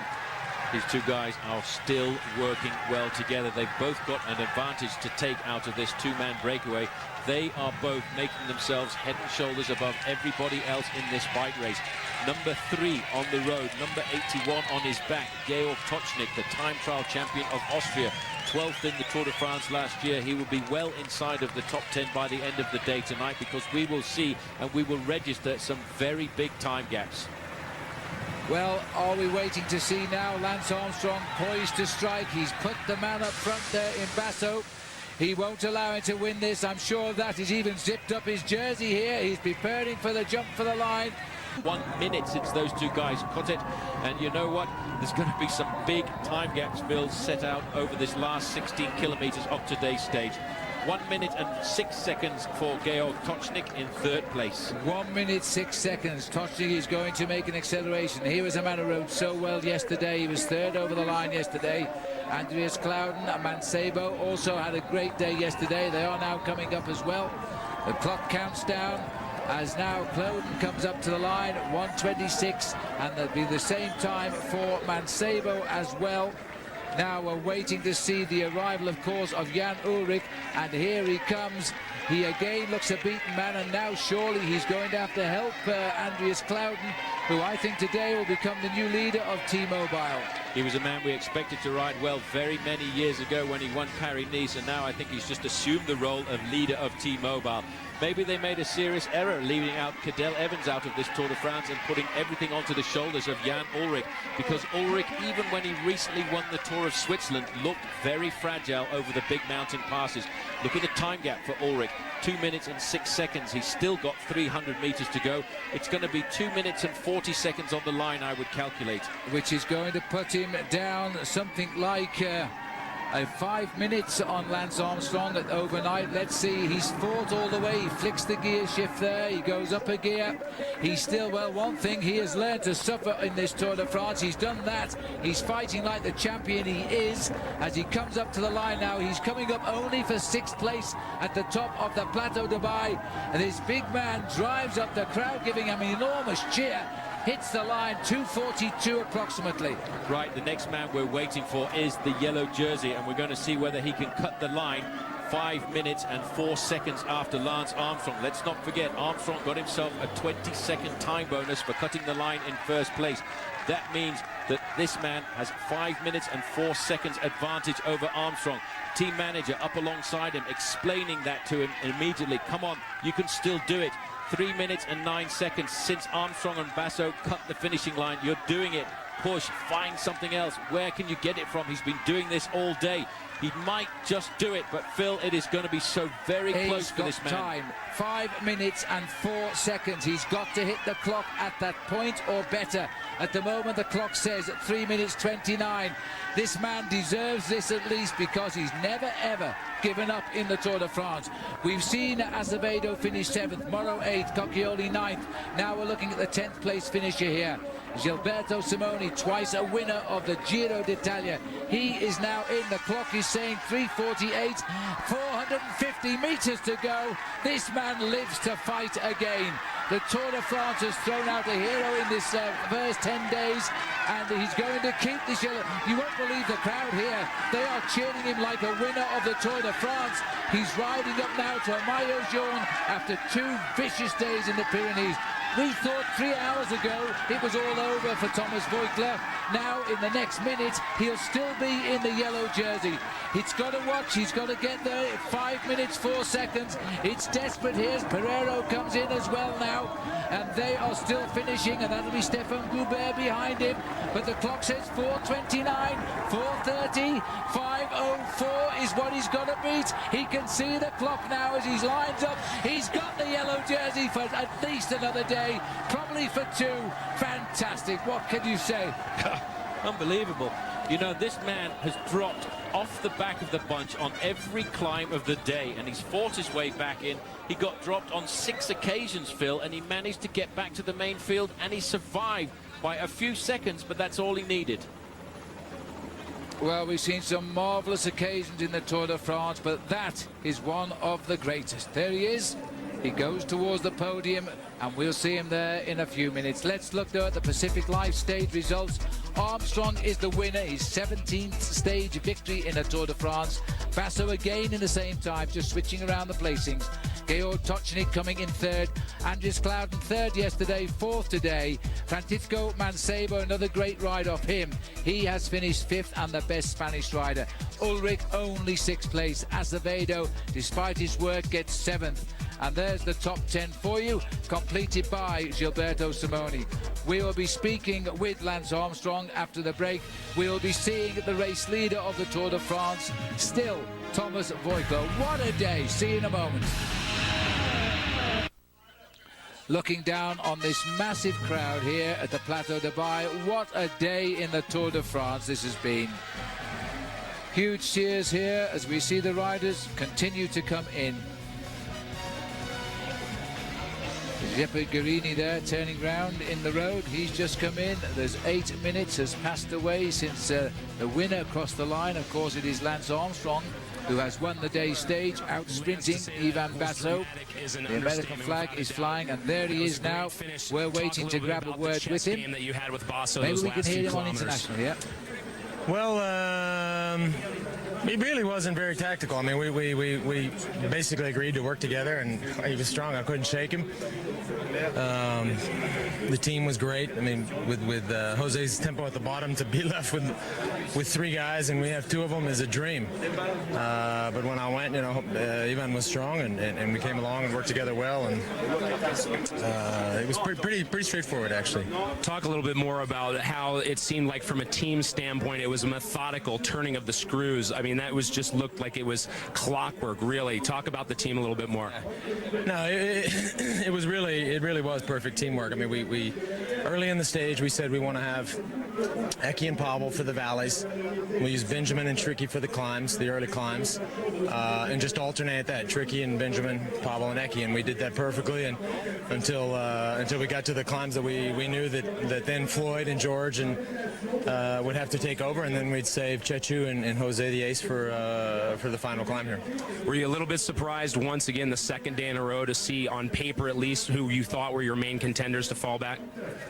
Well, yeah, surprised, and some of them actually dropped out of the race. So it's It's not what we had expected, and probably not that great for the race either. It's better to keep people in the race and keep it tight, but now the main rivals are Basso and Cloven, really, and Metsago, I suppose. Way back when in the Dauphiné, your doubters thought they might have seen a crack in the armor. You yourself said this is all preparation, wait until the Tour. I think you've put those stories to rest. Talk a little bit about, though, how confident you are in the mountains. Well, I've been around too long to put a lot of stock in what people say in the middle of June when the money's on the line in the middle of July. And 1 month in this sport is a big difference. And, I understand the criticism or the questions then, and I was concerned as well. I'm not going to hide that. But at the same time, we were relaxed. Johan and I had a plan, and we were confident that we'd hit it here. All right, congratulations on a great stage win. Thanks. So let's have a look then at the Foster's general classification. At the end of the day, look at that. Thomas Voeckler, 22 seconds to the good. And that what came through sheer pain and suffering. Lance Armstrong stays in second place. He's removed 9 minutes almost, and almost 10 minutes in 2 days in the Pyrenees. Ivan Basso is up into third place. Andreas Cloden is there in fourth. Francisco Mancebo is the best Spanish rider now in fifth. Looking a little bit further down, let's see if we can go take you further down. We can. Georg Tochnik, he's now come up into sixth place, and Jose Acevedo, despite the fact he's a team worker for Lance, is holding seventh place himself. Ullrich came up a long way today to eighth, by the way, but of course he lost big time. And it looks as though Lance has got Sheryl Crow with him down there as well. Well, let's remind ourselves of our Subaru moment, driven by what's inside, and boy, what does drive this man in the yellow jersey? Well, this was a difficult decision as to who to give our Subaru moment to, but well, in the end, there was no decision, because it had to be the man that shows a great amount of defiance. In the true tradition of this 101-year-old event, this rider goes out tomorrow on flatter roads in the yellow jersey. That's our Subaru moment, driven by what's inside.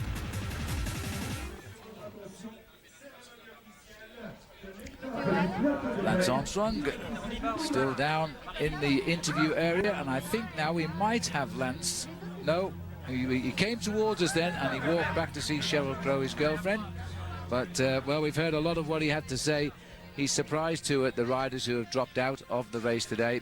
We will hear from Lance, and we'll see everybody on the podium in a few moments' time. We'll take a short break. What an extraordinary day in the Tour de France. Come back and enjoy the podium with us in a couple of minutes. Welcome back, and here he is, Lance Armstrong on the podium, a familiar sight. Probably the only thing that isn't familiar is there's no yellow jersey waiting for him tonight yet. Lance Armstrong gets his 17th stage victory in the Tour de France, his first individual of this year. The Pyrenees have again smiled on the Texan. Well, you know, in the past, you look at his history, he's been very successful in the Pyrenees through the past. And, of course, let's not forget the Tour de France has only been to this mountain on 3 occasions. 1998, it was Pantani. 2002, Armstrong. And here he is again at the top of the leaderboard. Let's have a look at the Pacific Life stage results. Lance Armstrong, same time as Basso, just a switch in the positions on yesterday. Tochnik rode again very, very well. A man that's come right back into the top of the sport there. Ullrich, I'm afraid, although he's come up to 6th from 16th, he's still a little bit behind, isn't he, at 2:42. Gilberto Simoni there in 10th now. This is on the stage, remember. Oscar Pereiro, 11th at 4:29. Vladimir Karpitz there completing the top 15. But Voeckler having a marvellous ride. 13th place, but it wasn't unlucky for him today. And the top 20 completed by Moncoutier, Levi Leipheimer, 6:39 down and in 19th place. That's the overall stage results. Let's go to Craig Hummer. I think he's down there. Yes, he is. Let's see if we can speak to him. Lance Armstrong.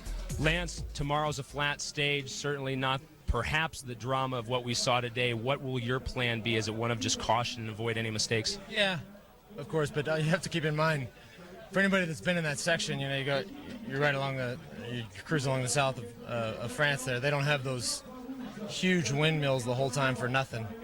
It's a dangerous stage. Although there's no big mountains, it's famous for the wind, and we have to stay up front and be careful for that. After tomorrow, you certainly get the rest day, which will be well-deserved. France has had a lot to celebrate the past week with Voeckler in the yellow jersey. He stays in yellow heading into that. trial tomorrow, let's say. Best case scenario for you, heading up to the critical Alpe d'Huez, what do you look for at there? Well, we do the day tomorrow. We have the rest day. We have another sort of mountain day. It's not devastating like today's stage, but I think it sets us up nicely for Alpe d'Huez. And at Alpe d'Huez, I have to ride my best and ride my hardest. And Basso's going to ride strong there, and the other guys will ride strong. So I have to hope that that I go up it fast enough. I'm confident. I know the mountain well. I love the mountain. I've done my work on it, and I think the people that do the most work deserve to win, and let's hope that's me. Speaking of Basso, do you see any weaknesses in his game so far? As you said earlier, you and he went up 2 days in a row, basically. You know what he has. Looking towards those next few critical stages, is there anything that you can look towards to exploit? Yeah. No, I mean, he's a fighter. I mean, he was today we were in the group, and I could see that he was suffering, but at the same time I couldn't get rid of him. So he hung in there, and I wasn't strong enough to go. So listen, Ivan's is a great rider, and now and for the future, he's a rider that we actually last winter tried really, really hard to get, and he ended up going to CSC. But we think highly of him, and he'll be tough. All right, thank you. Thanks. Yes, indeed. They did try to sign him, of course. There's one of the rare birds here, by the way. That's a vulture reintroduced into this part of the Pyrenees. And breeding very, very well indeed. Looking now at the Foster General Classification. Thomas Voeckler hangs on. 22 seconds to the good. Many congratulations to him for that. Lance Armstrong stays second. Basso is into third. Cloden is still there in fourth. Francisco Mancebo at 3:28 now. They're big time gaps, aren't they, after Ivan Basso and Mancebo there holding in fifth place. But look at this further down now. It doesn't make happy reading for some of the erstwhile favourites. Jan Ullrich came up 8 places, but look at the gap. 7 minutes and 1 second behind the leader. You can take off 22 seconds behind Lance Armstrong. They always said Cauchioli would have a great first Tour de France, and he is, just on 8 minutes in 9th place. Sandy Cassar, the white jersey borrower at the moment, he's in 10th. And looking further down, Simone has come in now. The man that lost all morale is up into 11th place. And Levi Leipheimer, Paul, he lost 6 minutes today, and he's down to 14th. It was a tough day on the overall classification. Made some serious time gaps everywhere. Christophe Moreau, despite his flat tyre at the bottom of the climb, still managed to stay in the top 20 in 16th place. And Chetio Rubiera, working for Lance Armstrong and then pulling up towards the end, is still inside the top 20. But I think the most important thing today was really the victory of Lance Armstrong, which was absolutely superb. Accompanied there by Cheryl Crow, who I think really enjoyed this afternoon, seeing Lance Armstrong get that victory up to the line and seeing him get that little bit closer to the yellow jersey. Yeah, well, great moments. Cheryl choosing the right moment to come back there and seeing Lance Armstrong rip the field apart. It wasn't just Armstrong, of course, it was Ivan Basso. But as he said, he never really attacked. They just kept the tempo and the field disintegrated. Well, I think the impressive thing is you think about the job that team did today. They were on the front for almost 200 kilometres. It was the team and Armstrong who finished it off that annihilated the peloton this afternoon. But we're both sad today, and we didn't expect it. Tyler Hamilton abandoning the race 90 kilometres into the stage. He turned in the road when he's lost contact. His team did wait for him. They went on. And in this shot here, he waves goodbye to each individual team car as he slowly went down the line. Then he turned, and then he headed over to his car with his baggage car. And in fact, that was the end of Tyler Hamilton. And I really, really thought he was a man for the top 3. Anyway, we can hear now what Tyler had to say when he abandoned the race. You know, I was the leader here, and I had a perfect team. I had no excuses. Just it's unfortunate that I had the accident. It was, you know, on the flats it was okay, but once we hit the mountains, you know, the first day when we did the stage the same floor, I was suffering. And yesterday it showed again. And you know, we spoke to the team this morning. If it wasn't feeling any better, they said it was best to you know, save my body for another race. I've done this is my 8th tour. And I'm not here. I mean, I'm sure I could probably finish, but you know, that's not the objective. It's sad. It's a sad day, you know. I've never dropped out of a tour, and you know, when they mentioned it this morning that I should do it if I wasn't feeling good, it wasn't even didn't even cross my mind. But here in the last climb is, I was just empty. You know, I can't use my lower back, and try climbing a hill without using your lower back. It's quite difficult. Well, we're all very sad to hear those words. That's the first time we've heard them, by the way, as well. Paul, we saw the marks on his back. He fell very heavily on his back. We know that. But that was the one thing we feared. If he fell, we knew what would happen. And he has this aptitude of always falling. Yeah, that's the difficult thing. You see, the reason I think that Tyler falls on so many occasions is because if you ever look at his position on his bike, he's very rigid. He sits very upright. And that takes away a little bit of flexibility away from the way you can maneuver your bike, and that's why we find him on the floor on a number of occasions. But certainly very sad. I know what it's like to abandon the Tour. It's not fun. Yep. Paul was once eliminated, once sick on the Tour. But listen, let's have a look back at what has been an extraordinary day in the Tour de France. We're looking here at number 1, Lance Armstrong. He had his moments, don't forget. He did have a flat tyre. He didn't panic. He was able to put the wheel back in and ride away. The benefit of having a great team, and he has the best team. I think T-Mobile made huge mistakes in their selection for their team for the Tour de France. Lance made none with his selection for the Tour de France. Mano, oh Mano, the man he's come to know pretty well in the last 48 hours, Ivan Basso. As we've heard Lance say, their team, US Postal, tried to sign him. He finishes up going to the team of Bjarne Riis, and this is the result, 1-on-1. Well, tomorrow, for the rest of the Tour de France, they'll be extremely pleased, I think, because we're going to flatter roads. But right now, Lance Armstrong will be once again happy to say au revoir to the Pyrenees, the high mountains he just loves. Let's have a look at our stage tomorrow. Well, the AMD map will be nice reading for the riders who dragged their body through the Pyrenees for the last 24 hours because the roads are that little bit more flat. They move away from a very picturesque town in the morning of Carcassonne, but right across the southern part of France to finish in Nîmes. Not very much of a ripple on the road, but as Armstrong said, it is still very windy. It is. It's 120 miles. The Roman capital of Nîmes is where we're going. We are live back on our usual schedule tomorrow at 9 a.m. Eastern Time. Prime time coverage at 8:30 p.m. Eastern. Don't forget Bob and Al, who come before our live show at 9 a.m. The Tour de France goes on, and we leave the Pyrenees without the familiar Lance Armstrong in yellow. We have found a very defiant rider from France. The French will be delighted with him, and I think we all are.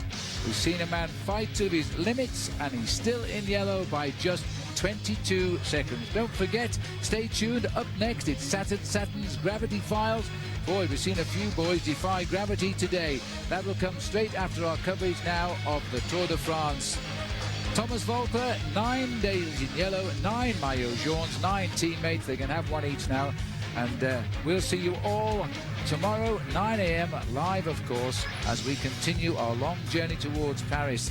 The last week begins, but today, wow, I think everybody has deserved their dinner tonight, and that includes all of us here at OLN. For us all, goodbye.